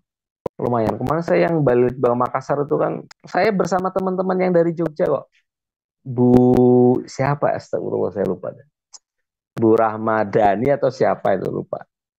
Ada 3 kayak yang dari Jogja Pak. Nah itu dari teman-teman dari Bali pesawat pulang pergi ke Kendari dibiayain. Udah gitu dapat honor dari jurnalnya, dapat honor dari acara ya. Etis palingnya kalau di total 9-10 juta lah. Nah, itu agak lumayan. Jadi kalau sekarang saya pribadi ya, kalau nulis saya kan nggak butuh kum sih. Alhamdulillah saya nggak butuh kum karena saya itu sekarang itu orientasinya lebih apa yang saya bisa, saya berikan ke mahasiswa, dan mahasiswa harus bisa lebih dari saya. Jadi orientasi saya itu sudah tidak menulis untuk diri sendiri, yang penting saya udah bisa nulis, sudah lah, bayar request aja. Kalau ada yang request, saya nulis. Nggak ada yang request, nggak nulis juga saya. Ya kadang, jadi makanya di Google Scholar saya misalnya, kalau teman-teman search, itu tulisannya kan semuanya tulisan mahasiswa. Tulisan gampang sih, ciri sederhananya. Kalau saya bukan author pertama, berarti itu bukan tulisan saya. Kalau saya author pertama, itu tulisan saya. Dan saya tidak mengakui itu adalah tulisan saya. Ketika kenaikan jabatan fungsional pun, tulisan mahasiswa tidak pernah saya klaim untuk pengajuan kum. Karena saya kan ditulis ada yang nama kelima, ada yang nama keempat, ada yang nama ketiga, ada yang nama kedua, lain sebagainya itu karena saya bimbing aja. Jadi mahasiswa saya bimbing, nanti saya arahkan ke jurnal ini, nanti di review. Kan reviewnya double, review sama saya dan review sama pengelola jurnalnya dan sebagainya. Makanya Google Scholar saya itu fantastis ya, fantastis. Tapi saya tidak menganggap itu karya saya ya. Nah, jadi walaupun ada ratusan gitu, tapi saya tidak menganggap itu karya saya. Itu adalah karya mahasiswa-mahasiswa saya. Mahasiswa. Saya biasa mengidentifikasinya itu dengan kalau nama pertamanya mahasiswa, nama keduanya kajur atau kalau sekjur, nama ketiganya baru saya. Itu untuk mengidentifikasi ini jurusan apa gitu. Bisa saya cantumkan nama kajurnya itu untuk mengidentifikasi. Dan sesekali biasanya saya suruh minta pendapat juga sama kajur sama sekjurnya. Biar agak, kalau saya kan sah ya. Sah maksudnya karena nama saya tercantum karena saya membimbing. Saya membimbing dan saya mengajar. Kalau di UIN Gus Dur itu ada mata kuliah namanya Academic Writing. Academic Writing itu ada di S1 dan S2. Jadi karena saya itu juga bingung pasti. Saya itu kalau dari segi kepakaran itu kan ekonomi syariah. Tapi mata kuliah saya itu semuanya itu academic writing, metodologi penelitian kualitatif ya kayak gitu-gitulah. Ya kayak semester ini saya metodologi kualitatif 4 kelas gitu. Jadi saya malah ekonomi Islamnya kok nggak ada, itu sampai saya protes itu. Tadi di rapat saya sempat protes itu juga. Saya tuh konsentrasi apa kepakarannya manajemen halal, loh, ngajarnya malah metodologi penelitian sebenarnya. Nah, kayaknya nanti semester depan sudah mulai dikasih. Ya walaupun saya bisa mengajarkan mahasiswa menulis, tapi kan nggak serta merta saya dikasih metopol semua gitu. Nah, repot nanti. Nah, itu. Jadi kalau teman-teman ini mau itu ya kita nulis aja, nulis itu nggak usah takut. Start menulis itu ide-idenya itu pertama misalnya. How do I find research ideas? Misalnya, bagaimana sih peneliti itu menemukan ide riset, ide penelitian sederhana. Yang pertama itu teman-teman mungkin bisa dari fenomena riset. Teman-teman nih yang di bidang hukum, coba meneliti tentang yang sekarang sedang didemo. Itu kan fenomenanya lagi ngetren, lagi in banget. Itu pasti di jurnal manapun akan diterima. Karena tapi dengan syarat tulisannya oke ya, maksudnya tulisannya oke. Tapi dari itu nanti muncul jadi fenomena ini. Berarti kan apa sih saya lupa bahasa hukumnya itu. korupsi itu tidak hanya uang tapi korupsi konstitusi misalnya kayak gitu tinggal dibuat judulnya fenomenanya seperti ini, berita banyak kan, berita bisa dijadikan sumber di input di Mendeley, terus di inputnya web page ya teman-teman. Kalau Mendeley itu kan ada, tidak semuanya jurnal, buku bisa dimasukkan, terus book chapter bisa, jurnal bisa, report juga bisa, web page bisa, web ya, dari web page bisa. Terus yang hasil wawancara juga bisa kan, hearing, tapi bahasanya Mendeley itu bukan bukan interview gitu, bukan ya, tapi hearing, ada hearing, mendengar maksudnya. Hearing itu ada, itu bisa dimasukkan semua. Jadi teman-teman, bagi peneliti itu harus bisa ilmu alat. Kalau dari pondok itu kan ada, kalau bahasa Arab nahu, sorof gitu kan. Kalau bahasa Inggris ada grammar, selain ngapal vocab, mau vocabulary, mau mufrodat lain sebagainya, tapi ilmu alat itu harus digunakan. Nah, sebagai kita sebagai peneliti, apalagi mahasiswa pasca gitu ya, nggak bisa menilai, nggak bisa publish or perish misalnya, nggak bisa, jangan bisanya cuma cuma chat GPT maksud saya, tapi alat-alat yang manajemen reference pakainya apa, Mendeley misalnya. Oke, untuk membaguskan Inggrisnya menggunakan apa, Grammarly, misalnya kayak gitu loh. Terus untuk cari literatur pakainya publish or perish misalnya kayak gitu, POP ya, pakainya POP gitu. Nanti untuk menemukan idenya menggunakan apa, kan banyak, ada fast viewer dan lain sebagainya. Terus untuk alat analisisnya kalau pakai NVivo misalnya, oh pakai smart, PLS, MOSEM lain sebagainya, itu eh, kita harus bisa ilmu alat itu, mau mau tidak mau kita harus bisa. Karena kalau kita tidak menggunakan alat, ibaratnya kalau kita jalan ya, yang ini jalan kaki ke Jogja itu barusan, kalau menggunakan alat kan setara menggunakan pesawat, jadi bisa lebih cepat, lebih praktis dan lain sebagainya. Maka kebiasaan saya di kelas biasanya yang saya ajarkan pertama, apapun mata kuliahnya adalah ilmu alat. Nah, itu biasanya saya terbiasa itu ilmu alat. Itu saya menerapkan prinsip di pondok pesantrennya. Jadi karena pondok kami dulu tuh kan, saya itu kan pondok alumni Gontor ya. Itu yang diajarkan ke pertama kan bahasa, public speaking, disiplin, dan lain sebagainya. Terus ke Jogja, saya pindah, udah mulai coba mempelajari Al-Quran, bacanya pelatot-peletot. Nah, itu ada plus minus ya. Saya sebagai alumni Gontor tuh bisa mengkritik juga, autokritik ya. Jadi kalau pada alumni Gontor tuh eh, baca Qurannya menurut saya standar kualitasnya. Tapi kalau pengen pengen baca Quran yang oke, itu ya lari ke, ya kayak Padanaran, Kerapiak lain sebagainya. Itu bisa lebih oke lah. Oke, next ide riset selanjutnya itu bisa didapat dari mana sih? Selain fenomena gap research jelas. Kalau ini nggak perlu saya terangkan detail ya. Jadi celah penelitian itu biasanya sudah ada di jurnal itu, di jurnal itu. Nah, yang paling mudah itu adalah research limitation, keterbatasan penelitian. Lihatnya di mana? Halaman paling ujung misalnya. Mau tesis, mau skripsi, mau disertasi, itu paling ujung tuh mesti biasanya ada limitationnya, ada keterbatasan penelitian itu apa aja. Nah, itu menjadi masukan buat peneliti berikutnya. Dan yang terakhir itu adalah rekomendasi.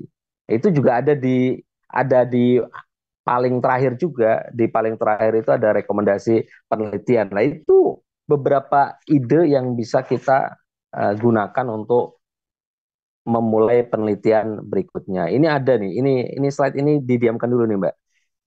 Ini jurnal Scopus di ProQuest, hanya satu lembar. Makanya saya tampilkan. Itu mengenai tentang riset kayak recommendation. Jadi kalau teman-teman pengen, itu linknya udah saya tampilkan di situ ya. Jadi saya terbiasa kalau nulis apa saya cantumkan sumbernya ya. Jadi itu karena saya ingat Pak Yusdani, bahwa kalau apa cantumkan sumbernya. Siap. Jadi sampai sekarang saya terbiasa sih. Ada saya cantumkan sumbernya. Nah, ini kalau teman-teman ingin mempelajari tentang riset recommendation atau rekomendasi penelitian, ini ada satu artikel menarik. Ini juga saya baru nemu kemarin pas ngisi materi. Jurnal di ProQuest, ya, Scopus ya, hanya satu lembar. Hanya satu lembar, dia hanya menulis tentang recommendation for future research gitu. Rekomendasi untuk riset berikutnya. Ini cara nulis rekomendasi yang baik itu seperti ini gitu Mas. Nah, itu menarik juga. Jadi kalau di kita kan sebanyak-banyaknya halaman. Tesis yang bagus, disertasi yang bagus itu kan bukan yang banyaknya halaman sih menurut saya. Seperti teman-teman skripsi, tesis, disertasi yang bagus itu yang selesai. Bukan yang banyak tapi nggak selesai-selesai. Akhirnya temanya up to date, out of date ya, nggak up to date, out of date dan lain sebagainya. Jadi yang selesai aja, yang selesai. Apa tesis yang bagus selain selesai yang bermanfaat kan karena khairun nas anfa'um linnas. Kalau bermanfaat ya bagus.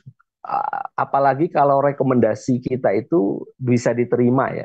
Misalnya diterima oleh pihak-pihak stakeholder yang terkait dalam penelitian itu kan bagus. Kalau cuma hanya untuk pajangan terus untuk ya pantas-pantas selalu lulus ya nggak apa-apa sih, nggak apa-apa, nggak salah juga sebenarnya. Cuma kalau yang pragmatis kan kayak gitu ya, yang penting lulus sudah selesai ya.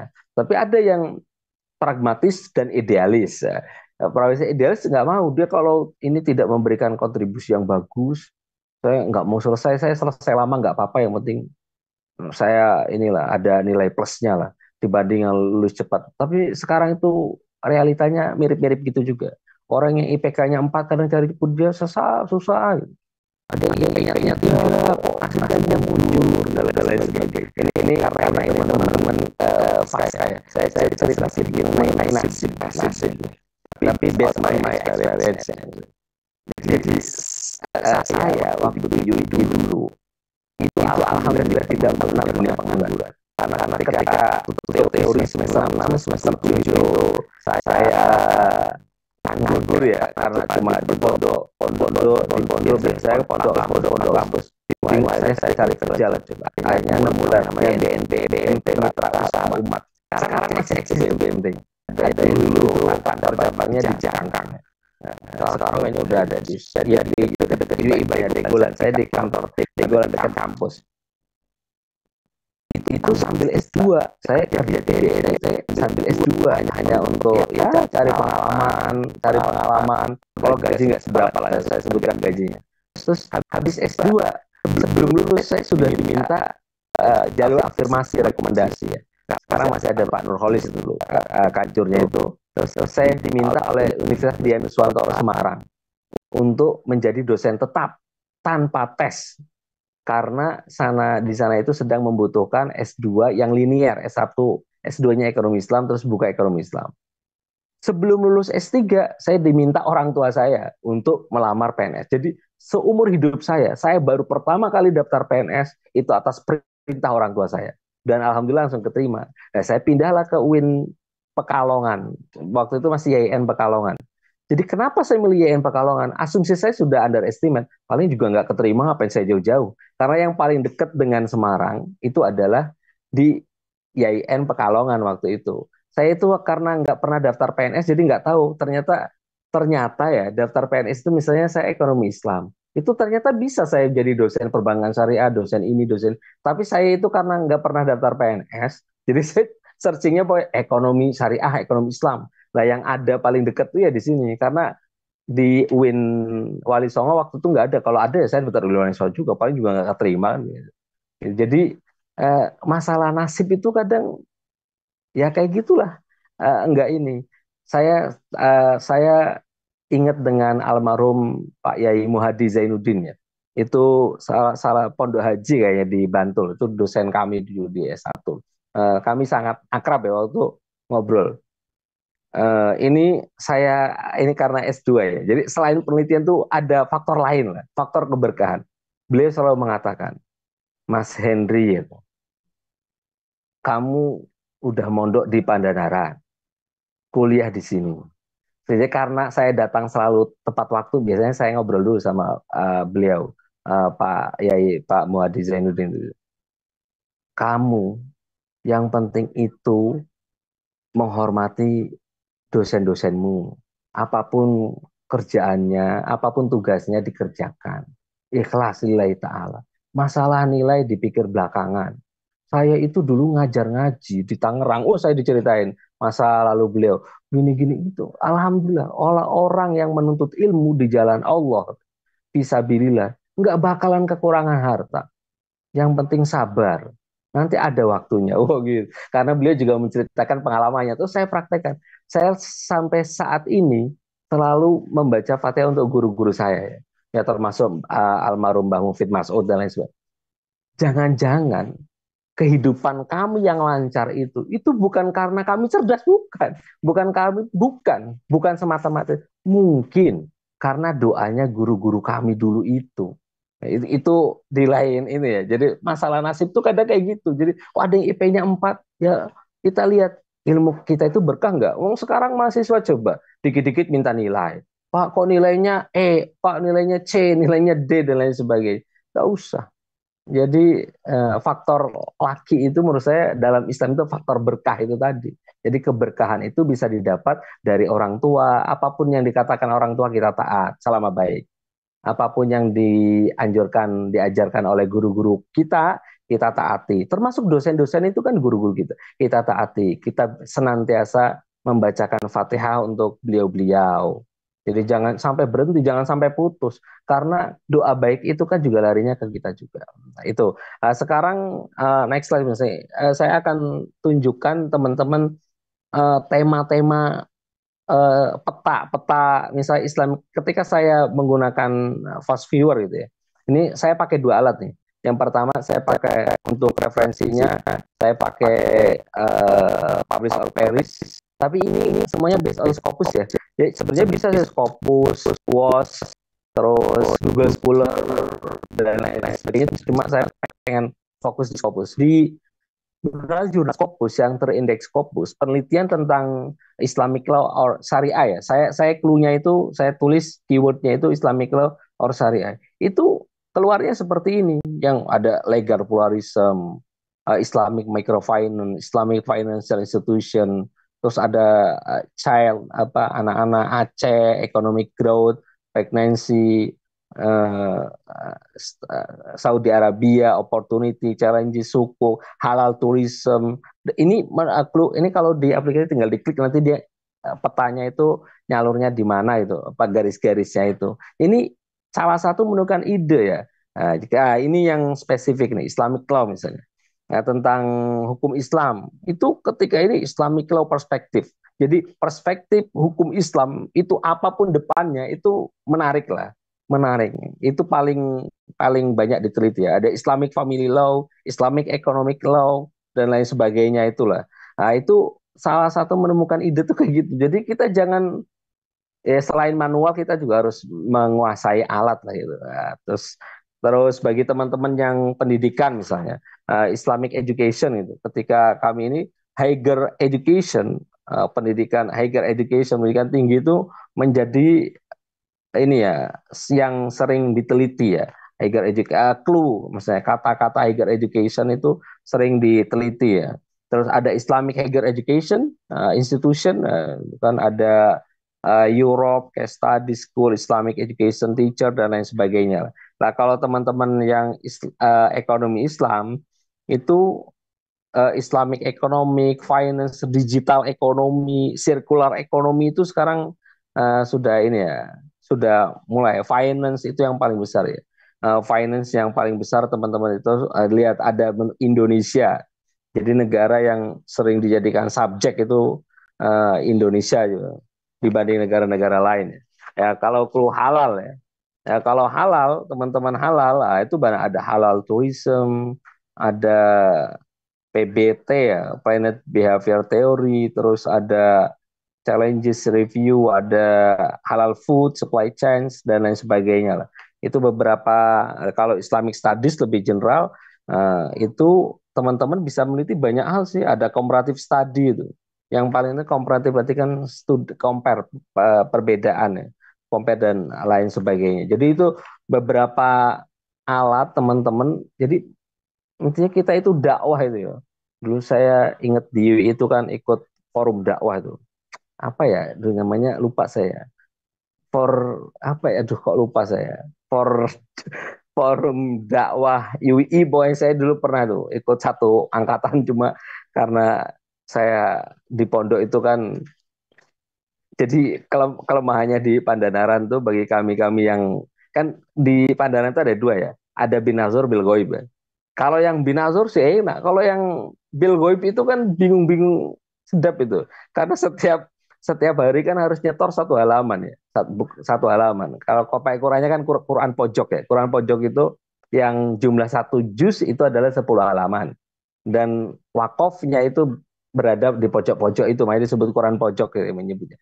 Itu kalau teman-teman yang binazor itu enak maksudnya bisa sambil berorganisasi bisa ini. Tapi kalau teman-teman yang bil goib itu kan pesen Pak, pimpinan kami itu dari UIN juga loh, Pak Imaduddin Sukamto ya.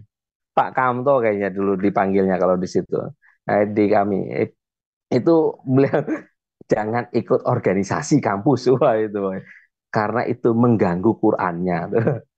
Jadi itu pesannya. Jadi akhirnya saya itu ikut paling cuma berapa bulan, 3 bulan. Habis itu karena taatnya saya terhadap peraturan pondok ya setelah itu ya cuma namanya aja.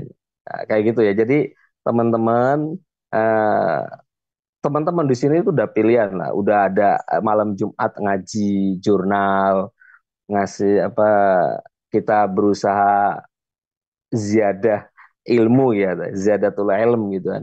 Nyoba nambah ilmu dan lain sebagainya. Tapi dari semua aspek itu, saya pesan saya, itu jangan lupa ada faktor laki, faktor keberkahan. Keberkahan itu didapat dari orang tua, guru-guru kita, gitu ya. Jadi itu yang perlu juga kita ini. Ya kalau meneliti sih gampang sih. Kalau teman-teman mau riset ya, misalnya mau riset ya nanti kita riset baru juga bisa lah. Di UIN Suka itu banyak peneliti, bagus-bagus. Peneliti bagus-bagus lah, keren-keren lah. Profesor-profesor neliti ini. Kalau saya tuh orangnya, neliti tuh ya ya meneliti ya bisa neliti gitu aja. Cuma sekarang tuh saya tuh lebih seneng mahasiswa itu harus lebih cerdas dari saya. Mahasiswa itu harus bisa kalau saya nulisnya Google terindeksnya Sinta 6, mahasiswa saya harus Sinta 2 gitu. Kalau saya Sinta 2, mahasiswa saya harus fokus gitu. Jadi saya lebih senang gitu aja sekarang. Jadi kalau teman-teman meneliti meneliti gitu ya, saya itu lebih senang mahasiswa saya itu kemampuannya di atas saya gitu. Nah, itu lebih senang. Terus apapun yang saya berikan, yang saya tahu, ya saya ketahui, saya berikan. Termasuk sebenarnya sekarang itu ada teman-teman ya. Tapi ini saya yakin teman-teman sudah menggunakan chat GPT misalnya. Dalam semua aspek penelitian. Uang teman-teman tulis di chat GPT misalnya. Tema riset, misalnya tulisnya gini ya. Apa tema riset kontemporer atau terkini mengenai apa gitu. Nanti muncul banyak. Tapi cara mengolah itu kan kita chat GPT itu teman-teman itu seperti kita dengan ngobrol dengan mesin gitu loh. Ngobrol dengan mesin pencari itu. Jadi kita itu seperti kayak ini Doraemon tuh loh. Apa sih? Ini Doraemon tuh loh. Agak lupa deh. Yang kantong ajaibnya Doraemon tuh chat GPT itu sebenarnya. Tapi Doraemon kan chat GPT itu tidak akan memberikan kalau nggak diminta. Nah, kita itu tergantung meminta clue-nya. Clue-nya apa? Saya pernah, ini saya nyoba nih. Saya sudah penelitian di namanya di sini Kampung Linggo Asri ya. Kampung Linggo Asri. Saya udah neliti, udah riset, sudah tahu novelty-nya, eviden-evidennya udah tahu. Saya tulis biasanya eviden satu ini, eviden ini. Terus saya coba komunikasikan itu dengan ChatGPT. Ternyata yang keluar itu ya hampir sefrekuensi dengan pemikiran saya. Tapi kelemahan mahasiswa menggunakan ChatGPT itu kan tidak by riset gitu loh. Jadi dia nggak riset dulu terus ChatGPT enggak. Dia cuma semuanya kopas gitu ChatGPT enggak gitu. Saya autodidak mempelajari ChatGPT itu ada beberapa alat terus kita similarity juga nggak kena. Kecuali yang model kan sekarang ada tuh similarity for AI ya, ada itu khusus. Kalau Turnitin kan belum terintegrasi dengan AI yang di kampus langganannya. Saya nggak tahu kalau di kampus lain. Itu di bawah 20%. Tapi kalau saya itu sampai diwanti-wanti sama Pak WD itu. Mas Henry pokoknya jangan sampai mengajarkan ini ke mahasiswa. Karena Pak WD sendiri, gitu ya, ini ya. Jadi saya sampai sekarang nggak berani ngajarin. Jadi saya belajar itu autodidak ya, autodidak. Dan itu kelihatan struktural bagus itu. Ini yang satu sedang saya submit ke Scopus, yang satu di Balai Litbang. Tapi itu semuanya by riset, semuanya by riset. Kalau mahasiswa itu kan nggak riset dulu, bisa hanya nulis saja apa tanya-tanya ChatGPT. ChatGPT kan polanya ya begitulah. Nah, tapi kita perlu alat yang lain. Karena ChatGPT itu ketika teman-teman tanya, sumbernya itu kadang nggak pas. Misalnya tulis ini beserta sumbernya, ada sumbernya. Tapi ketika dicari sumber itu di Google atau di Mendeley Web dan lain sebagainya, itu nggak ketemu sumber itu.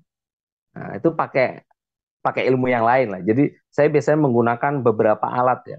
Grammarly jelas ya, Grammarly, Mendeley, ChatGPT, terus saya juga lari ke linknya apa tuh namanya Springer dan lain sebagainya untuk cari-cari referensi yang mutakhir.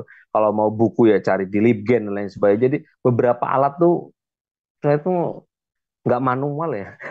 Saya nggak tahu mahasiswa sekarang manual apa nggak ya. Saya aja yang tua, maksudnya, ya maksudnya nggak tua juga sih saya. Maksudnya saya aja yang seusia gini tuh up to date gitu loh. Namanya adaptif terhadap teknologi. Oh, teman-teman harusnya jauh lebih adaptif timbang saya gitu. Jadi manfaatkan alat-alat itu untuk perkembangan dunia penulisannya. Jadi riset riset itu nanti akan jalan sendirinya lah. Jadi kalau misalnya Mbak apa Mas Rian misalnya, Mas Rian fokusnya apa? Udah fokus aja itu baca itu nanti itu keluar sendirinya. Termasuk judul riset ya. Judul itu dulu misalnya judulnya ada yang langsungan, ada yang pakai titik dua, ada yang pakai apa tuh tanda kurung kayak gitu. Itu karena hasil bacaan sebenarnya. Semakin teman-teman banyak membaca, semakin banyak gambaran yang didapat. Lah gambaran yang didapat itu kan bisa memotret. Jadi kalau inputnya nggak ada, nggak membaca ya bingung juga gitu loh. Jadi kenapa sih susah ya? Karena kurang baca. Kok masih belum baca lagi? Kok masih belum lagi baca lagi? Terus baca boy. Nanti lama-lama dari membaca itu bisa baca, habis itu membaca, mengamalkan. Mengamalkan kan udah mulai menulis. Nah, kalau strateginya kan one day one page misalnya. Satu hari satu halaman. Itu lumayan juga kalau diterapkan berarti kan satu bulan satu jurnal. One month one journal misalnya. Kayak gitu bisa. Ya mungkin itulah sekilas tema-tema. Mohon maaf kalau banyak ada kata-kata yang kurang berkenan, ngomongnya ngalor ngidul dan lain sebagainya. Tapi saya apresiasi lah teman-teman yang sudah berpartisipasi di tengah malam Jumatnya kan. Kan khairul ayam yaumul jum'ah kan nggak cuma ini kan tolabul ilmi ya, tolabul ilmu kan nggak cuma sholawat, nggak cuma ngaji yang kita amalkan, tapi ini juga kita tolabul ilmi insya Allah sama aja. Pahalanya nggak tahu berapa, yang penting sama aja kita berbuat baik ya. Nah, mungkin itu kurang lebihnya. Mohon maaf, terima kasih untuk teman-teman. Monggo saya ikutlah sesi selanjutnya. Assalamualaikum warahmatullahi wabarakatuh. Waalaikumsalam warahmatullahi taala wabarakatuh. Sangat menginspirasi sekali. Ternyata beliau itu juga salah satu santri ya, teman-teman. Beliau juga mengingatkan kepada kita semua bahwasanya kita semua jangan sampai melupakan siapa sesepuh-sesepuh atau masyayikh-masyayikh kita yang bisa memberkahi dalam semua perjalanan hidup seperti itu yang telah Pak Hendri jelaskan seperti itu. Juga beliau menjelaskan bahwasanya sebelum itu kita itu pada saat mau membuat jurnal itu jangan lupa kiroah dulu gitu. Sebelum kita itu mau menginjak ke hal kitabah seperti itu. Mungkin langsung saja kami berikan kepada dua orang penanya bisa menggunakan raise hand agar kami bisa membaca siapa yang akan bertanya seperti itu. Silakan teman-teman.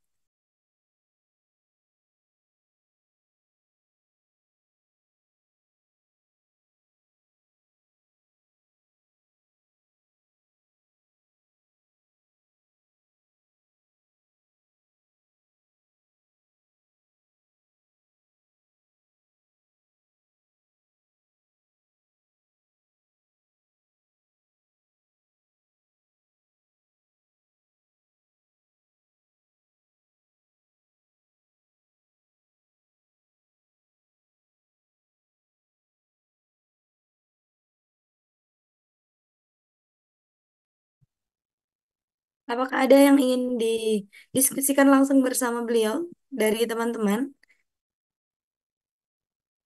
Baik, untuk Muhammad Abdul Rashid silahkan. Oke, bismillahirrahmanirrahim. Assalamualaikum warahmatullahi wabarakatuh. Terima kasih kepada moderator dan terima kasih kepada Bapak doktornya yang telah memaparkan materinya yang luar biasa. Izin bertanya, Pak Dokter. Saya Muhammad Abdul Rashid Yobo dari UIN Sunan Gunung Jati Bandung. Mohon maaf sebelumnya tidak bisa on cam ya, karena ada kendala. Yang pertama yang disoroti ini terkait kajian apa tadi eh, terkait ChatGPT-nya AI. Nah, untuk saya sendiri untuk penggunaan apa pemanfaatan ChatGPT atau AI gitu termasuk apa ya? Termasuk awam di antara teman-teman gitu. Karena belum tahu gitu cara menggunakannya kayak gimana, terus eh konstruksi apa ya? Pola dari ChatGPT memberikan jawaban itu dari mana gitu. Betul tadi untuk mengkonfirmasi jawaban itu harus pada basisnya data gitu dengan merujuk pada literatur. Nah, yang jadi apa ya? Yang jadi masalah mungkin yang jadi apa ya? Keresahan pribadi sebetulnya sebetulnya eh, apakah gitu? Apakah adanya ChatGPT AI ini atau AI ini itu berkonsekuensi pada turunnya minat baca yang pertama. Yang kedua, mungkin ya jadi sebagai bentuk apanya? Ya kemunduran gitu mungkinnya kemunduran pada analisis bacaan begitu.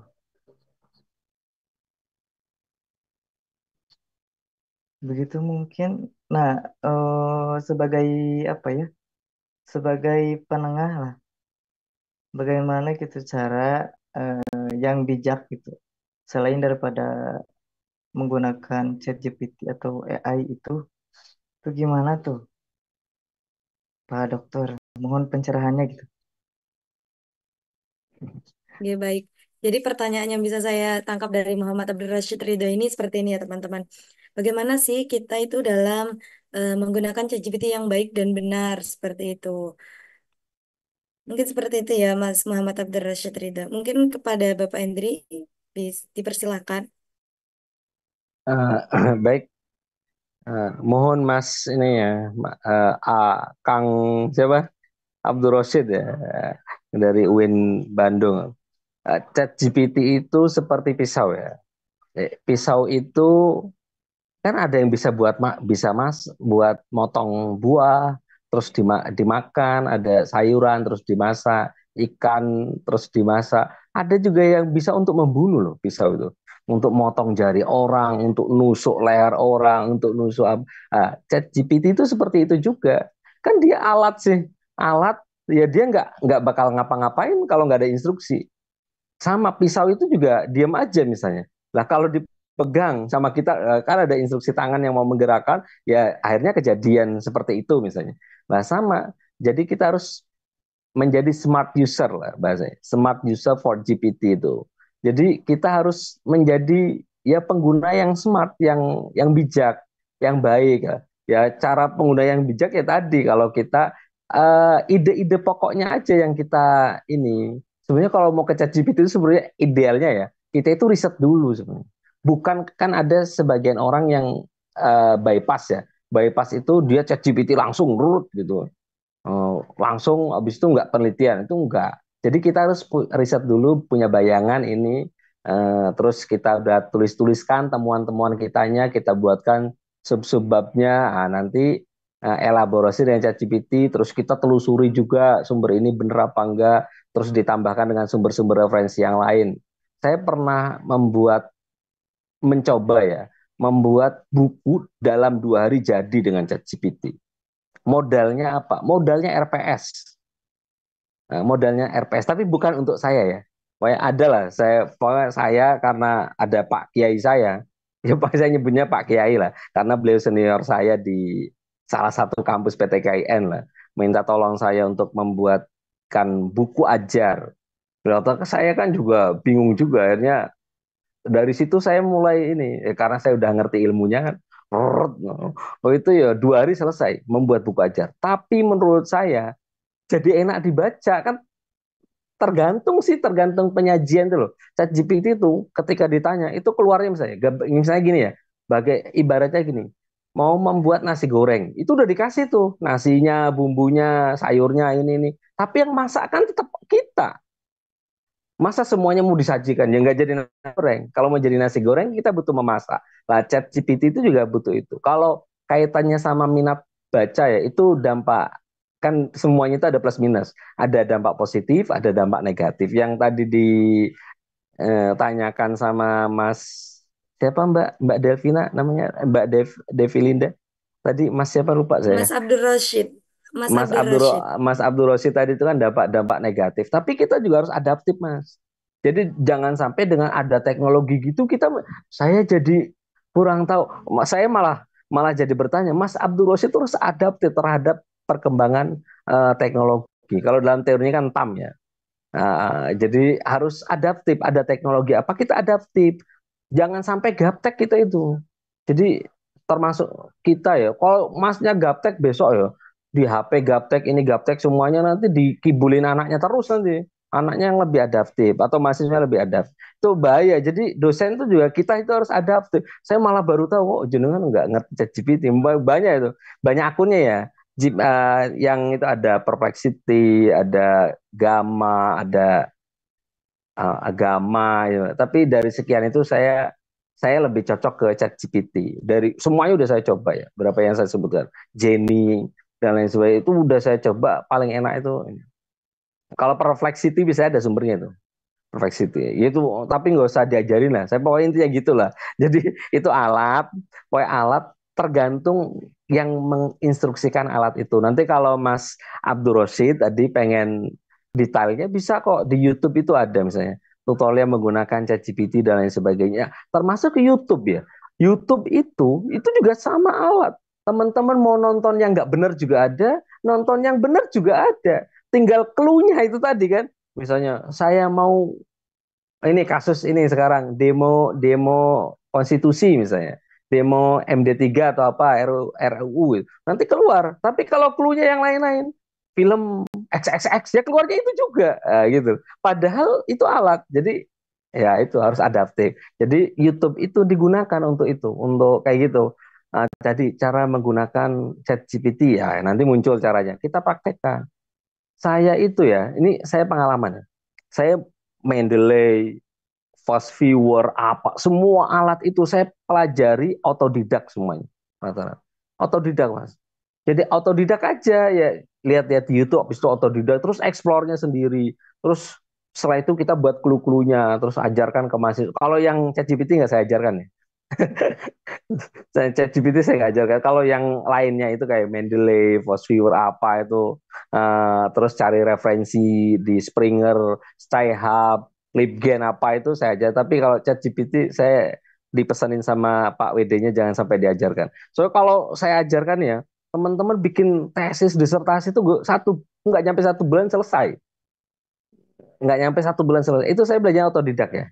Tapi kalau dibaca enak gitu loh, baca enak. Penelitian ya penelitian juga itu. Kita penelitian, nggak semua ChatGPT enggak. Cuma pola-polanya itu nanti enak gitu loh. Tapi saya nggak, mohon maaf ya, saya nggak mendetailkan penjelasan saya mengenai ChatGPT yang baru. Nanti takut saya nanti di Win suka nanti, wah kok ini kok cepat ini ya, bahaya nanti. Mungkin itu ya, Mas Abdul Rosid. Besok kedua kita buat pelatihan khusus intensif ChatGPT, Pak, dengan Pak Hendro. Saya takut bahaya. Clue-nya gini lah. Nanti saya kasih tahu lah, gampang lah. Nanti ada clue-nya, ada tata caranya yang detail dan itu nanti kalau secara struktur ilmiah itu sangat terstruktur. Misalnya di jurnal mana itu tembus. Ini saya kalau ini yang ada honornya saya tembus kok. Saya buat itu misalnya sehari gitu. Tapi kan saya punya ide udah riset misalnya gini lah. Ini saya lagi nyoba di jurnal Scopus ya. Kemarin saya KKL ya. Pembimbing KKL. Jalan-jalan lah bahasanya. Ini KKL di namanya di Bali itu kan ada ngayah ya. Ngayah. Desa apa tuh desa yang terbersih di dunia itu ketiga Panglipuran apa apa ya namanya Panglipuran. Nah, saya di sana itu sambil riset. Jadi kalau yang lain tuh pada ini saya tuh malah tanya-tanya ngobrol, saya rekam, terus nanti ada ya temen yang suruh motoin saya, terus pertanyaan saya siapkan, pulang dari KKL udah jadi jurnal. Jadi kan saya riset dalam satu hari itu ini. Oh itu bisa mengeksplor. Yang lainnya biarkan saja. Iya desa Panglipuran betul ya. Desa Panglipuran itu desa terbersih di dunia. Saya cari bener nggak terbersih? Oh bener ada sumbernya. Jadi bisa membaca itu. Setelah itu ya saya eksplornya pakai ChatGPT. Wow gini. Oh riset eviden pakainya. Bisa bisa dia ini Apa? bisa Nah, itu ya, mungkin itulah. Nanti gampang lah itu untuk chat GPT itu mudah. Tapi kalau teman-teman yang jelas kaidah ilmiahnya kita harus pegang. Kita benar penelitian, benar di lapangan, evidennya kita udah temukan, kayak gitu ya. Jadi jangan yang kalau model mahasiswa kan cuma ditanya judulnya ini tanya, Rut, buatkan makalah tentang ini, Rut, nanti ya nggak gitu, yang gitu ya kelihatan. Jadi lebih spesifik, lebih clue-nya itu spesifik, terus kita evidennya udah kita temukan. Oh ini, saya tuh kemarin namanya ngayah ya. Nah saya tradisi ngayah ya. Ngayah itu bahasa lain itu gotong royong. Kalau bahasa kita keikhlasan dan lain sebagainya lah. Itulah, itu ya teman-teman. Nanti next lah. Next, yo nggak usah ini. Saya Japri ini juga bisa ngajarin satu orang juga. Saya ngajarin Mas Gusti gitu ya. Sharing sama nanti Mas Gusti yang nge-share juga bisa. Baik. Jadi kembali lagi ya kepada Mas Abdul Rashid seperti itu bahwasanya kita tuh sebagai generasi Z ya, kita tuh harus adaptif mengenai perkembangan teknologi seperti itu. Kita juga harus mempelajari apa sih negatif impact-nya, apa sih positif impact-nya dari kita menggunakan ChatGPT ataupun Dread AI atau Perplexity yang sudah dijelaskan oleh beliau seperti itu. Untuk pertanyaan kedua ini dari Shivani Wiryanisa dari Jakarta, Bapak. Mengenai Islamisasi ilmu pengetahuan, ada salah satu dosen yang pernah bilang ke saya bahwa Al-Quran bukan sumber ilmu pengetahuan. Jadinya dia tuh kaget seperti itu. Karena orang Kristen kan tidak baca Al-Quran. Bagaimana caranya agar nilai-nilai Al-Quran dapat masuk ke dalam ilmu pengetahuan? Apakah dengan mencantumkan ayat Al-Quran saja atau hanya nilai-nilainya saja seperti itu? Pendekatan ini dalam ranah pendekatan ke non-Islam, seperti di kuliah di luar negeri, seperti itu Bapak. Mohon langsung dijawab, Bapak. Nah ini menarik nih. Ini menarik nih. Nah, kalau kami umat Islam kan mempercayai bahwasanya sumber dari semua ilmu itu ya Al-Quran. Cuma karena keterbatasan pengetahuan manusia itu belum menyingkap semua apa yang ada dalam Al-Quran. Itu kan basicnya fight ya, keyakinan ya, kayak gitu. Jadi semuanya itu dari Al-Quran. Bahkan semua penyakit itu sebenarnya ada obatnya. Dalam Al-Quran itu ada. Cuma karena keterbatasan pengetahuan manusia belum bisa menyingkap itu, gitu aja. Itu yang pertama. Ya, itu namanya perspektif kan boleh-boleh aja sih. Ada yang mengatakan Al-Quran itu bukan sumber pengetahuan, ya nggak apa-apa. Ya nggak apa-apa juga itu. Namanya pendapat kan ya dihargai juga. Dihargai juga pendapat. Tapi kan kita tidak selamanya satu pendapat. Orang suami istri aja kadang beda pendapat toh. Nah, gitu. Jadi tidak bisa memasakkan pendapat orang lain sama dengan pendapat kita. Tapi kita bisa berargumen gitu. Kenapa mengatakan Al-Quran itu sumber pengetahuan? Ya karena semua ini harusnya bacanya filsafat ya orang filsafat ini. Uh, di UIN Gus Dur itu ada mata kuliah ini, saya ngajarin namanya harmonisasi sains dan agama namanya. HSA ya. HSA itu mata kuliah universitas. Karena di UIN Gus Dur itu kan tagline-nya itu kan harmonisasi ilmu itu. Kalau di Winsuka itu kan jaring laba-laba, integratif, interkonektif itu. Prof. Amin Abdullah, saya itulah kan ada ininya ciri-ciri khasnya. Lah Win Gus Dur itu cirinya itu harmonisasi. Makanya ada namanya mata kuliahnya harmonisasi sains dan agama. Hal itu saya mengajarkan ke teman-teman itu harus menyingkap kenapa orang haid nggak boleh sholat kayak gitu, tapi jelaskan secara ilmiah. Jangan hanya berdasar karena Al-Qur'annya ayat ini bunyinya itu, bukan, tapi cari literatur ilmiah positif yang menjelaskan dari sisi ilmu ini gini gini gitu. Jadi saya ngajarin gitu. Terus mengapa daging babi itu haram? Jangan jawabnya ya karena Al-Qur'an haram, udah yakin gitu, nggak gitu. Tapi kita menyingkap, kenapa sih bisa daging babi itu haram? Nah, nanti dari ilmu ini ya kayak gitu. Jadi biar sains dan agama itu ini ya bisa harmonis gitu loh. Harmonis. Jadi semua itu ada ada risetnya gitu loh. Nggak semata-mata karena Al-Quran haram ya haram, nggak gitu. Jadi tugas kita ini ya tugas kita semua untuk mencari alasan ilah-ilah di balik semua itu kan. Katanya al-illatu kal ghobah kan gitu kan. Jadi alasan itu seperti hutan. Hutan saking banyaknya alasan kan bisa aja ditemukan dari perspektif ini. Nah, itu tugas kita. Jadi nggak apa-apa Mbak siapa tadi? Siapa ya? Sifani ya Mbak Sifani itu nggak apa-apa dihargai lah. Nah, itu pendapat orang seperti itu ya nggak apa-apa. Kalau ada yang mengatakan sama juga. Kalau ini kan kaitannya sama akidah ya. Nah, akidah itu eh, ya ya orang Muslim juga sama sih. Alirannya kan ada NU, ada Muhammadiyah, ada Persis, ada apa gitu. Nggak apa-apa ya kita hargai gitu loh. Kita hargai. Tapi yang jelas kalau tanyanya saya, ya saya berkeyakinan Al-Quran itu masodirul ilm itu ya Al-Quran. Tetap Al-Quran ya. Tapi karena keterbatasan, ke-limitationnya kita itu terbatas, manusia itu terbatas, belum bisa menyingkap apa yang ada di dalam Al-Quran. Nah itu tugas kita. Oke, itu ya Mbak Delvina.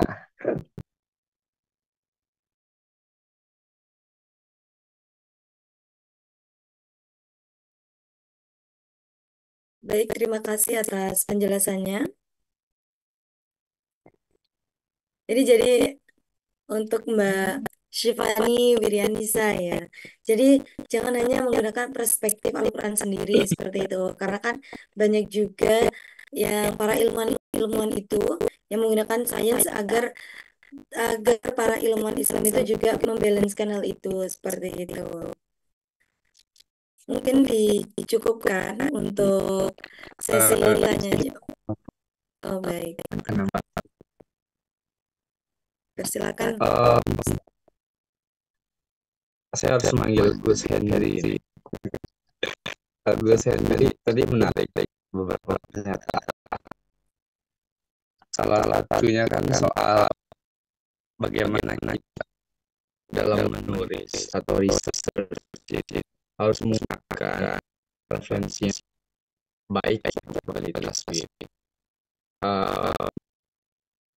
seberapa panjang saya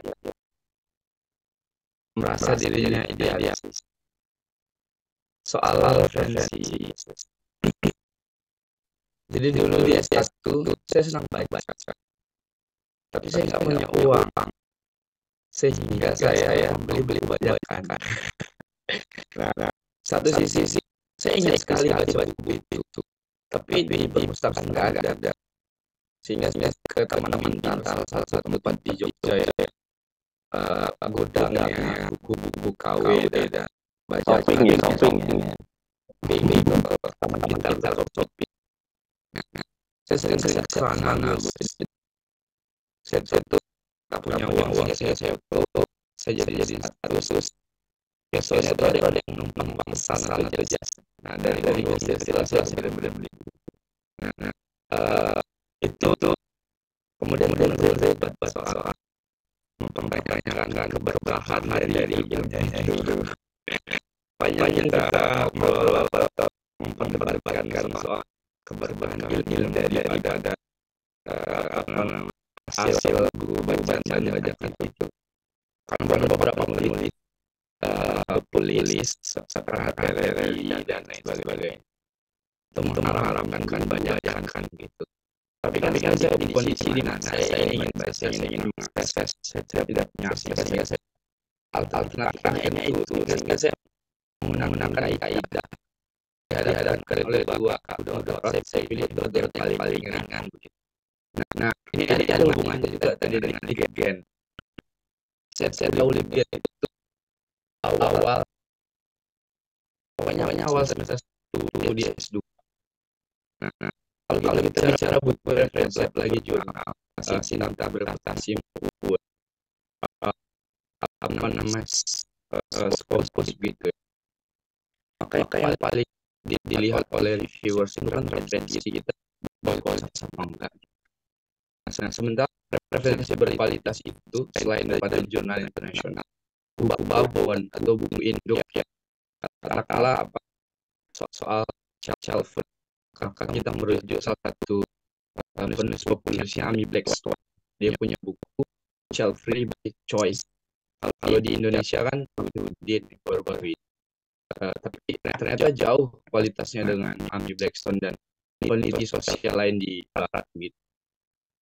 Saya cek bukunya, itu satunya 700.000 guys. Satu aja itu kan 569 halaman. Saya mikir gimana nih akses referensi mahal ini kan. Dan di Indonesia nggak ada yang jual.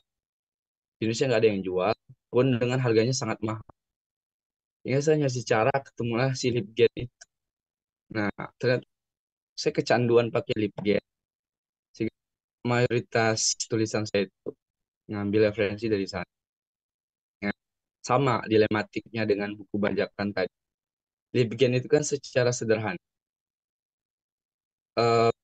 portal yang disediakan oleh, saya anggapnya hacker yang mencuri e-book yang beredar di ini ya, di apa namanya, di media atau di internet search dan lain sebagainya.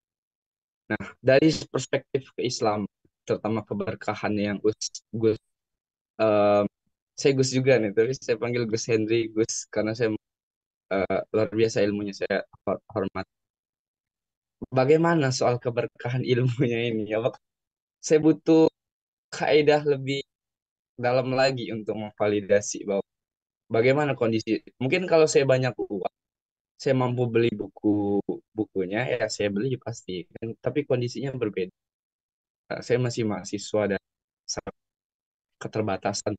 Pun dengan ini bukan hanya soal ekonomi, finance, membeli buku ya, tapi ini soal akses literasi kita itu tidak sampai ke sana.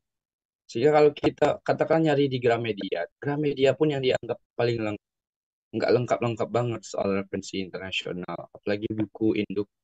Nah, ini bagaimana Gus, pandangan dari Gus Hen? Demikian saya kembalikan ke moderator sebagai pemantik diskusi lanjut.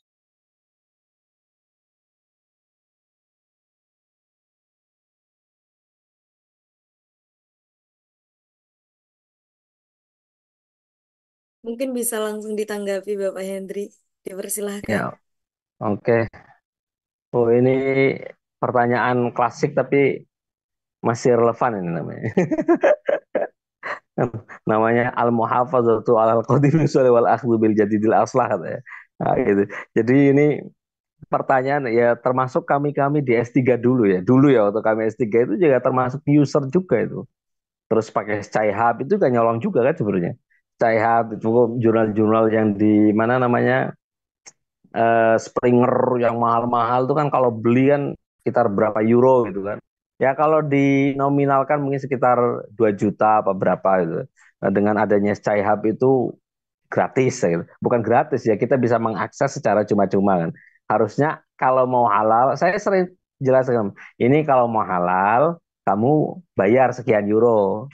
Tapi karena ini ya haram sebenarnya, saya bilang. Secara kaidah intelektual ini tetap tidak dibenarkan. Cuma ya mau gimana lagi sebenarnya. Ya udah, habis itu istighfar kan gitu aja. Itu secara sederhananya gitu ya. Nah, ini ya udah istighfar aja. Terus kita bacakan Fatihah untuk penulisnya, kita hadiahi kalau dia Muslim, nah gitu. Tapi kalau secara copyright itu tetap dimanapun salah posisinya, Mas. Mau apapun alasannya, teman-teman yang dihukum inilah yang lebih tahu ya. Kalau udah copyright itu tetap salah, apapun alasannya, mau nggak punya uang, wong kami aja yang dulu S3 punya uang juga tetap aja kayak gitu kok, sama dengan jenengan.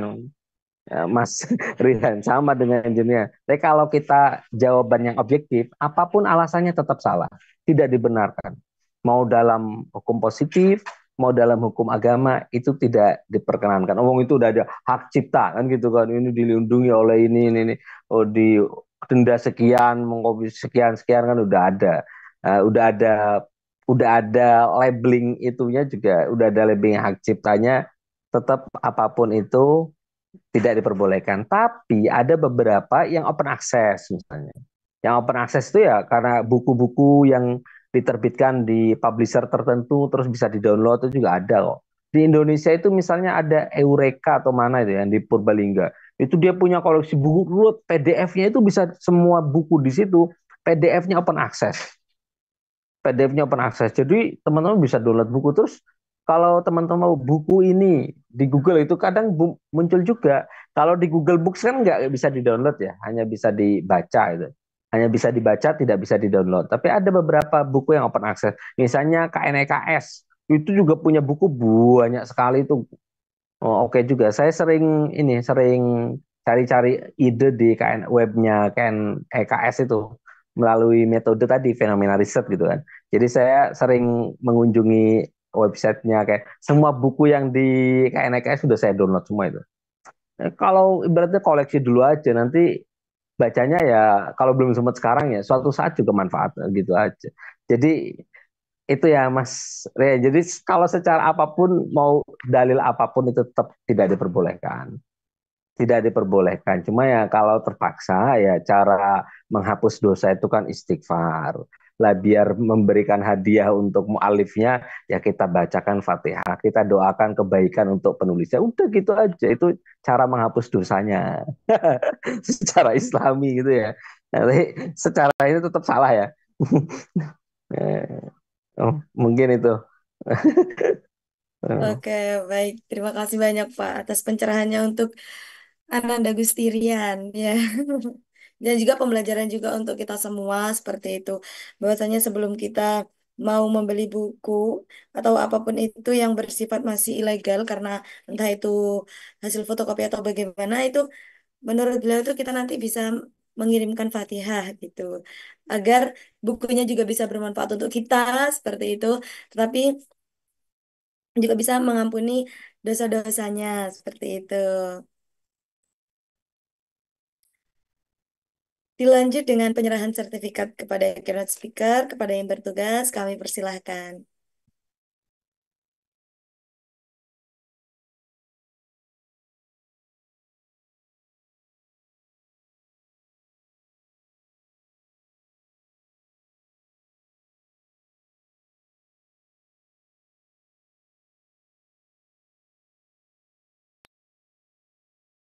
Oke, baik. Eh, Langsung ya, Mbak Dev. Oke. Bismillahirrahmanirrahim. Eh, Bapak Hendri, Alhamdulillah. Agenda malam hari ini sudah tuntas. Barangkali saya yakin banyak sekali pertanyaan yang ingin disampaikan. Tapi berhubung kita perlu mengefisiensi waktu, kalaupun ada nanti pertanyaan boleh dititipkan ke panitia. Nanti coba kami sampaikan ke materi atau Pak Hendri.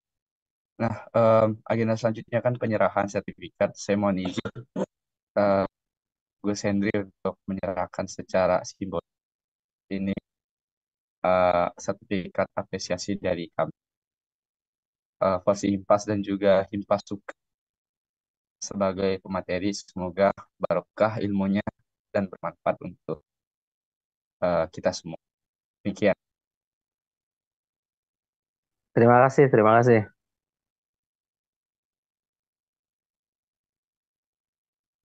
Baik, terima kasih atas waktunya Bapak. Dilanjut dengan acara sesi foto bersama. Dimohon untuk seluruh peserta untuk menggunakan on kamera terlebih dahulu. Dan kepada panitia yang bertugas kami persilakan.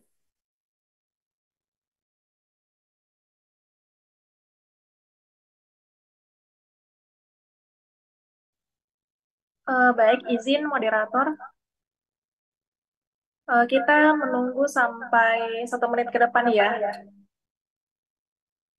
Diharapkan rekan-rekan sekalian untuk bisa mengaktifkan kameranya.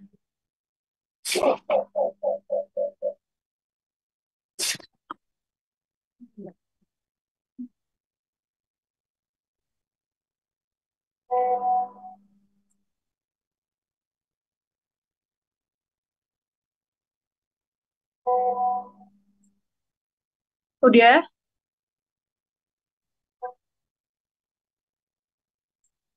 Di sini tersedia 2 slide ya rekan-rekan sekalian. Jadi langsung saja mungkin rekan-rekan sekalian masih ada yang ingin on cam? Oke. Cukup ya. Saya hitung sampai 3 mulai dari slide pertama. 1, 2, 3. Oke, sebentar.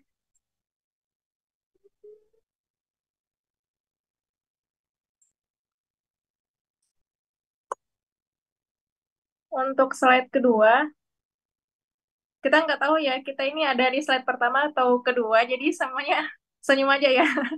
Oke, 1, 2, 3. Oke, sebentar.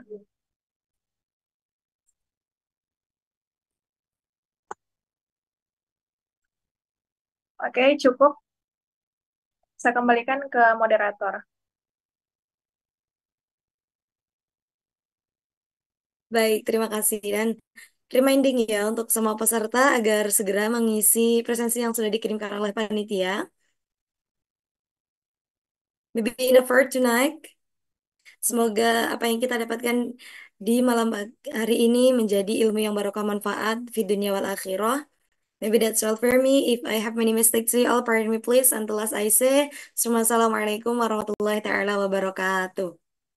Waalaikumsalam warahmatullahi wabarakatuh. Waalaikumsalam warahmatullahi wabarakatuh.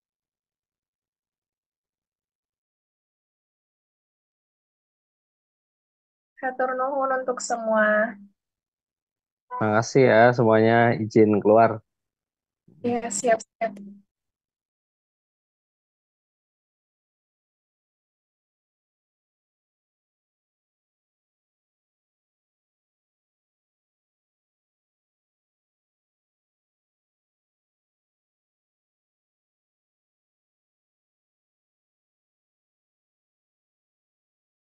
Recording stopped.